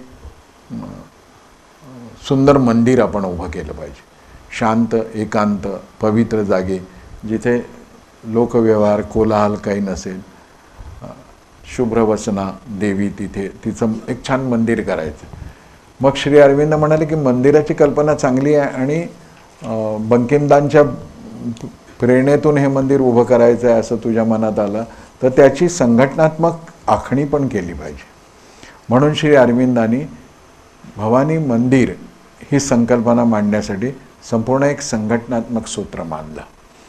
आता दुर्दैव असं घडलं की पुढे बंगालच्या फाळणीचं सगळं घालमेल सुरू झाली आणि प्रत्यक्षात हे मंदिर उभं नाही राहू शकलं. खरोखरचं एक मंदिर उभं करायचीच कल्पना होती पण ते नाही उभं राहू शकलं. हरकत नाही, आपलं दुर्दैव आहे. पण आपलं भाग्य असं आहे की श्री अरविंदांनी हे सगळा ढाचा उभं करण्यासाठी म्हणून जे अक्षर मंदिर उभं केलं भवानीचं ते आपल्याला उपलब्ध आहे. आणि ते वाचत असताना असं थक्क होऊन जातो की किती पुन्हा साम्य आहे बघा. आता भेदांच्या बद्दलची चर्चा आपण 70 वर्ष केली या देशात, कारण का भेद हीच नीती घेऊन आम्हाला शिकवलं गेलं आहे. आता आपण अभेदाचा आग्रहाने विचार केला पाहिजे की तुमच्या माझ्यात भिंत नाही आहे, तुमच्या माझ्यात भिंत आहे म्हणून जे सांगितलं गेलं विकृत तत्वज्ञान मांडणाऱ्या लोकांनी, तर ही भिंत नाही आहे माझ्या भावा बहिणीनो, हा पूल आहे. आपण ठामपणाने म्हटलं पाहिजे की हा पूल आहे, ही भिंत नाही. आणि हे सिद्ध करण्यासाठी म्हणून आपल्याला हे सगळ्यातलं साम्य काढावं लागेल. मग त्यांनी काय केलं की भारत माता हीच भवानी माता आहे. पहिलं सिद्धांत मांडला की भारत माता हीच भवानी माता. दुसरं आहे की नुसती ही भारत माता भवानी माता आहे असं म्हणून भागणार नाही, तर या मातृभूमीची या भवानीची पूजा अर्चा करण्यासाठीचे पूजक पाहिजे, उपासक पाहिजे, भक्त पाहिजे. आणि ते भजनं करणारे नको नुसते. स्वामीजी म्हणतात ना की आता या देशामध्ये रणभेरी निर्माण होणं बंद झालं आहे का? बंद करा ती तुमची बाजाच्या पेटीवरची रडकी भजनं. या देशात हर हर महादेवचा निनाद होतच नाही का? बघा स्वामीजींच्या तसंच्या तसं जणू काही श्री अरविंद आपल्याला सांगतात की अरे काय केलं पाहिजे, तर देशभक्त असलेल्या वृत्तीनं आणि स्वीकार केलेला म्हणून अशा देशभक्तीच्या वृत्तीचे संन्यासी आणि युवक कार्यकर्ते असले पाहिजे. हिंदू तेज जागरे एकनाथजींचं जीवनव्रती म्हणजे काय? एकनाथजींना कोणता कार्यकर्ता अपेक्षित आहे? जीवनव्रती व्हायला पाहिजे. मग जीवनव्रती आणि हे जे संन्यासी म्हणतायत, पूर्ण वेळ कार्यकर्ता आपण म्हणतो, काही परिवारातलं संघ प्रचारक म्हणतो, काय आहे हे? काही काळासाठी संन्यस्त वृत्तीनेच ते राहत आहेत, ब्रह्मचर्य पाळूनच ते राहत आहेत. आणि मग ह्या अशा युवकांना जीवनव्रत धारण करण्यासाठी प्रेरणा देण्यासाठी या मंदिराची एक अक्षर कल्पना, एक संविधान श्री अरविंदांनी तयार केलं. हा यातला दुसरा टप्पा. त्याला नाव दिलं, हा पण छोटा ग्रंथ आहे की भवानी मंदिर. भवानी भारती हे स्तोत्र वेगळं आहे, त्याचा विस्ताराने उद्या आपण विचार. मग हे भवानी मंदिर आहे तर काय आहे? तर भवानी मंदिरापाठी 3 मौलिक नियम आहेत. पहिला आहे मातेचं मंदिर ही मातेच्या भक्तीविषयीची संकल्पना आहे. म्हणजे भक्ती पाहिजेच. माझ्या मनात जर भक्तीच नसेल तर माझ्या हातून काही होऊ शकणार नाही. पण नुसतीच भक्ती असेल तर काय होईल? तर काय होणार? वृंदावनाच्या रस्त्यावर ती तरुणी 2 म्हाताऱ्या मूर्छित झालेल्या आपल्या पोटच्या मुलांना घेऊन बसली होती, तशी अवस्था होईल. बघा किती साम्य आहे. काय काय सांगू आणि काय काय नको, है ना? ती भक्तीच होती, तरुण होती. आणि नारद निघाले तर ते म्हणाले की भो भो साधो क्षणम तिष्ठ, थोडं थांब. ते म्हणाले की काय झालं, हे 2 म्हातारे बेशुद्ध तुझ्या मांडीवर पडले, तू कोण आहेस आणि हे कोण आहे? तर ती तरुण मुलगी म्हणाली की मी आहे भक्ती आणि ही माझी 2 मुलं आहेत. एकाचं नाव आहे ज्ञान, दुसऱ्याचं नाव आहे वैराग्य. मग ते म्हणे बेशुद्ध का पडले? तर ते म्हणे की वृंदावनात आल्यावर नुसतीच भक्ती आहे, राधे राधे राधे राधे. हां, ज्ञान आणि वैराग्याचा पत्ताच नाही, तर हे मूर्छित होऊन गेले.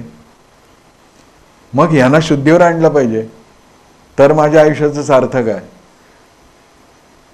मग नारदांच्या असं लक्षात आलं की यांना शुद्धीवर आणायचं असेल म्हणजे ज्ञान, वैराग्य, विवेक यासह भक्ती, तर काय काय प्रयत्न केले पाहिजे. मग ती एक मोठी गोष्ट आहे. पण पहिली गोष्ट आहे की भक्ती असलीच पाहिजे. पण नुसती भक्ती असेल आणि ज्ञान वैराग्य नसेल तर तुम्ही वृंदावनला जाणारे कोणी असतील तर तिथे प्रायः तुम्हाला एक दुकानात पाटी दिसेलच, जिसको हमने ठगा नाही वो हमारा सगा नाही, ना, ज्याला आम्ही फसवला नाही तो आमचा नाही. तर मग ती गंमत सुरू होईल, खेळ सुरू होईल, पण पीळ नाही राहणार. मग ते म्हणतात की भक्ती केलीच पाहिजे. म्हणून भक्तीचा विचार, शुभ्र धवल भवानी माता मंदिर एकांतामधला सुंदर वनश्री असलेल्या ठिकाणी, प्रदूषण नसेल, आनंद असेल, निसर्ग उत्फुल्ल असेल आणि जिथे शांतपणाने त्या आईचं स्वरूप पाहता येईल. विलक्षण आहे. असं मंदिर का करायचं? कारण का त्यामुळे त्या मूर्तीकडे पाहिल्यानंतर माझ्या हृदयामध्ये भक्तीचा प्रवाह व्हायला पाहिजे. आत्ता स्वार्थाने ते माझं मन दगड झालंय, त्या दगडाला पाझर फुटलं पाहिजे ना. आणि पाझर फुटायचं असेल तर घाव घालून उपयोग नाही, त्याला सचेत केलं पाहिजे. आणि जेव्हा मन सचेत होतं ते द्रवीभूत होतं, म्हणजे भक्तीने ते भरून येतं. पण नुसती भक्ती नाही, तर पुढे ते असं म्हणतात की ही भक्ती कर्मातून प्रकटली पाहिजे. माझ्या देशावर माझं प्रेम आहे, पण मी रस्त्यावर घाण टाकणार आहे. माझ्या देशावर माझं प्रेम आहे, पण मी मोटरसायकलवरून जाताना थुंकणार आहे. माझ्या देशावर माझं प्रेम आहे, सार्वजनिक मालमत्तेची जाळपोळ करणार आहे. माझ्या देशावर माझं प्रेम आहे, मी वेळेत इन्कम टॅक्स भरणार नाही किंवा भरणारच नाही. मग ते म्हणतात भक्ती खूप आहे ना, माझाच देश आहे ना, मी कशाला पैसे भरायचे? बिना तिकीट यात्रा करू शकतो मी, माझा देश आहे. आपण घरी थोडेच जेवणाचे पैसे रोज देतो. श्री अरविंद म्हणतात की भक्ती अशी नाही, ह्या भक्तीला कर्मातून ती प्रकटली पाहिजे. आणि भक्ती कर्मातून प्रकटण्याचं जे माध्यम आहे अध्यात्मात त्यांना साधक म्हणतात, राष्ट्रकार्यामध्ये समाज जीवनामध्ये त्यांना कार्यकर्ते म्हणतात. मग श्री अरविंद म्हणतात की कार्यातून जर प्रकटायचे असेल तर कार्यकर्ते हवेत. आता इथे एकनाथजींनी सांगितलेले सगळे कार्यकर्त्याचे जे गुण आहेत आपण जीवनव्रतींच्याकडून अपेक्षित करतो ते सगळे क्रमशः तसेच्या तसे इथे आहेत. मग आपल्याला वाटेल म्हणजे कॉपी केली का एकनाथजीने? कॉपी नाही केली. की आपल्या आईसारखी दिसणारी गर्दीतली बाई दिसली तर जुळी मुलं तिच्याकडे बघून एकदम फक्त आईच म्हणतील ना, कारण का ती आईसारखी आहे. तसं एकाच राष्ट्राचं चिंतन करणाऱ्या युगपुरुषांमध्ये एक सारखीच आविष्कृती असणार आहे, त्यामुळं ते साम्य वाटतं. पण हेच सगळ्या गोष्टी समर्थांनी महंत लक्षणात सांगितल्या. मग महंतांची कॉपी अरविंदांनी केली की श्री अरविंदांची कॉपी कोणी कॉपी करत नाही. ज्यांचा गोत्र एक आहे ना त्यांचे संकल्प एकच असतात आणि ज्यांचे गोत्र आणि संकल्प एक आहे त्यांची सिद्धी एकच असते.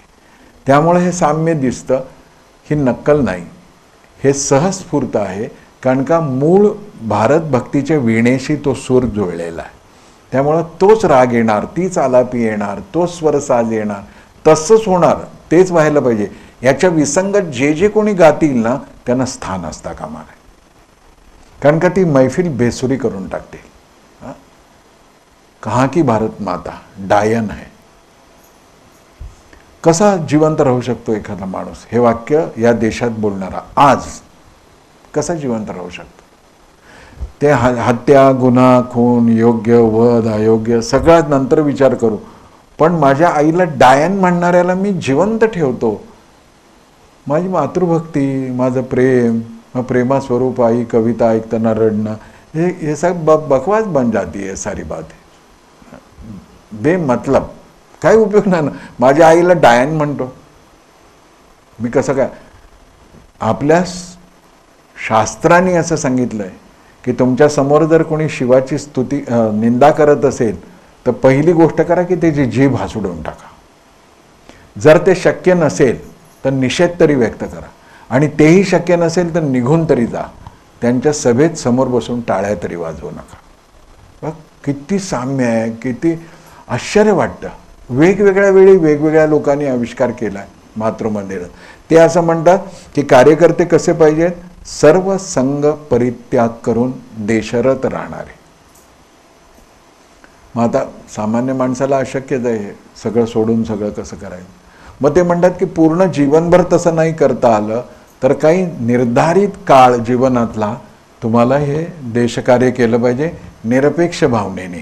त्याच्यामध्ये तुम्हाला कर्मयोगाची मानसिकता आणली पाहिजे आणि आचरण ब्रह्मचार्याचं ठेवलं पाहिजे. म्हणजे कसलं अनासक्त काहीच नाही, मला व्यक्तिशः मला काही नको आहे. मग या कार्यकर्त्यांची जी रचना करायची आहे, कोणी सगळं आयुष्य देईल त्यांचा स्वीकार आहे, कोणी काही काळ देईल त्यांचा स्वीकार आहे. ज्यांना हे न करता जे करता येतं त्यासाठी ते दिवसभरातला विशिष्ट वेळ देतील त्यांचा स्वीकार आहे. आणि या सगळ्यांना एकत्र घेऊन आपल्याला हे संघटन उभं करायचं आहे. आणि जेव्हा जीवनव्रती झाले, पूर्ण वेळ दिला आहे, समर्पित केलं आहे आयुष्य, पण त्यांच्यावर दिलेलं दायित्वाची आपूर्ती झाली आणि त्यांना असं वाटलं की आता आपल्याला गृहस्थाश्रम स्वीकारायचा आहे, तर त्यांना गृहस्थाश्रम स्वीकारता आला पाहिजे. पण जेव्हा ते जीवन काम करतील तेव्हा त्यांना वेतन मिळणार नाही.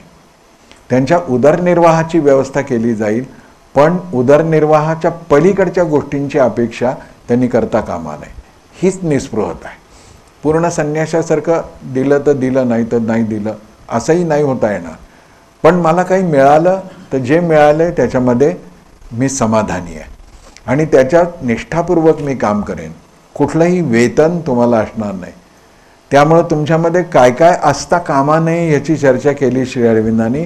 लालसा असता कामा नये, अभिलाषा असता कामा नये, आणि सगळ्यात महत्त्वाची गोष्ट आलस्य असता कामा नये. कार्यमग्नता जीवन व्हावे, मरण हीच विश्रांती. मी थकलो आहे, आता मला होत नाही. त्यामुळे आता इथे लालसा आणि अभिलाषा याच्यामध्ये फरक आहे. लालसा म्हणजे अतिहव्यास आणि अभिलाषा म्हणजे निदान मला मान्यता तरी मिळावी, माझं कौतुक तरी व्हावं, है ना. माझं परिचयात सांगितलं की मी संघाचा स्वयंसेवक आहे, तर तिथे नकळत हा संस्कार कसा घडतो की अभिलाषा नाही ठेवायची. म्हणजे उत्तम भाषण केलं, कोणी टाळ्या नाही वाजवत. खाली उतरल्यानंतर कोणी अधिकारी संघाच्या नाही म्हणत हा छान बोलला, काय तू बोललंच पाहिजे.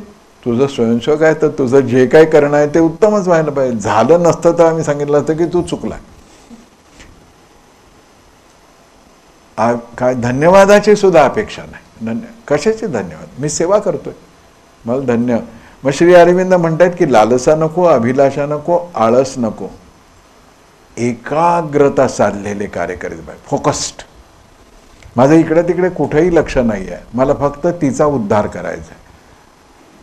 उद्धार म्हणण्यापेक्षा उन्नयन म्हणू आपण. उद्धार जरा तिला न्यूनता देणार आहे आणि आपल्याकडे मोठेपण घेणार आहे. तर तिच्या संपूर्ण विकसनासाठी मी एकाग्र आहे आणि मी सर्वत्र संचारी आहे. कुठेही भिंत नाही, कोणीही परका नाही, कोणी नाही शत्रू आपुला, प्रेमाने अवकाश भरू. सगळा अवकाश मला, सगळी पोकळी जी आहे समाजातली प्रेमाने भरून काढायची. म्हणून मी सर्वत्र संचारी, ब्राह्मणू फिरता हवा, समर्थ म्हणतात. चरैवेती चरैवेती हा आपला संदेश आहे. अजून काय साम्य सांगू. आता चरैवेती म्हणल्यावर चरण्याची आठवण झाली तर आता भूक लागली असं वाटू देऊ नका. 3 मिनिट आहेत अजून आपल्या हातामध्ये, पण खूप आहे आणि खरंच सगळं मुळातून वाचा. मी फार फार थोडं थोडं सांगतोय, वरवरचं सांगतो. मग ते तिसरा पैलू सांगतायत, भक्ती कर्म ज्ञानावर उभं असं हे संघटन असलं पाहिजे. ज्ञानसंपन्नतेसाठी वेदांतासारखा मार्ग नाही आणि सोहमसारखा मंत्र नाही. श्री अरविंदांचे शब्द आहेत. त्यामुळे सोहम म्हणजे काय, कोहमचं उत्तर आहे ते. आणि सोहम करावं लागत नाही. होतो. श्वास घेतो आणि श्वास सोडतो, त्यात सोहम मंत्र आपोआप होतो. आणि सोहम म्हणजे कोण आहे या प्रश्नाचं उत्तर मी आहे असं आहे. म्हणून मी सुरुवातीला म्हटलं की मी समजणं म्हणजे भारत समजणं, सोहम कळणं म्हणजे भारत कळणं. मग ह्या दोन मार्गावरून सोहम मंत्र आणि वेदांत ह्याच्यावरून जाताना भीती आणि दुर्बलतेतून मुक्त होता येतं. अशा मुक्तीसाठी आपल्याला कोणाची प्रार्थना करायची, तर त्या भवानी भारतीची करायची. पण त्या भवानी भारतीची प्रार्थना कोणी करायची आहे, तर युवकांनी करायची. ह्या आजच्या चिंतनाचा समारोप श्री अरविंदांच्या एका आवाहनाने मी करतो आहे. फार सुंदर आहे. मी त्याचं कसलंही विश्लेषण करणार नाही. हे झालं की आपण मनोमन कार्यक्रम संपला असं समजूया. श्री अरविंदांनी आव्हान म्हणजे बुलावा निमंत्रित केलेला आहे. हम भारत के युवा समाज को बुलाते हैं, वही नवीन पृथ्वी का निर्माता होगा. वह व्यक्तिगत स्वार्थ के झगड़े या प्रतियोगिता में विश्वास नहीं करेगा. धनतंत्र, जड़वादी या साम्यवादी भारत के आदर्श नहीं है वो जानेगा. वह तो पाश्चात्य देश का शत्रु है जो भविष्य को नियंत्रित करता है. हमारा भविष्य किसी और को नियंत्रित करने नहीं देंगे. जो स्वयं को अंध धार्मिक संस्कारों का गुलाम मानते हैं और स्वयं को पूर्ण गर्भाधान समग्र जीवन के साथ जीवन के रूपांतरण में स्वीकार नहीं करते, उनके कंधों पर भारत का भविष्य होना असंभव है. जिनके हृदय उदार, उन्नत और जिनके मन प्राण अबाध मुक्त है, जो निर्दोष जीवन के अपरिमित सत्य को प्राप्त करने के लिए निरंतर श्रम करते हैं, वे ही भविष्य के भारत निर्माता है. उनकी दृष्टि अतीत या वर्तमान से बंधी नहीं होगी. वे तो केवल भविष्य के लिए आत्मोत्सर्ग करने के लिए तैयार हैं. वे अपनी तुच्छ छोटी सामान्य सत्ता का अतिक्रमण करके स्वयं में और सर्वत्र भगवान की उपलब्धि करेंगे और भारत राष्ट्र तथा मानव समाज की सर्वांगीण सेवा किए बिना रुकेंगे नहीं, थकेंगे नहीं. यही समय है, सही समय है. हे सगळ्यात महत्त्वाचं आहे.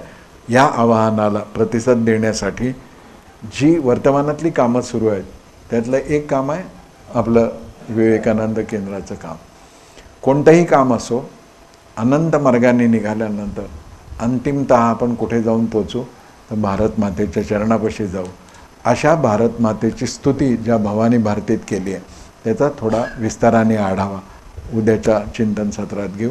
आजचं हे चिंतन सत्र माँ भारतीच्या चरणी स्वामीजींच्या चरणी अर्पण करतो आणि वाणीला विराम देतो. वंदे मातरम.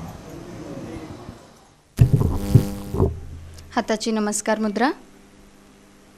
प्रथम मी म्हणेन, त्यानंतर प्रार्थना एकत्रित होईल. सर्वे भवन्तु सुखिनः,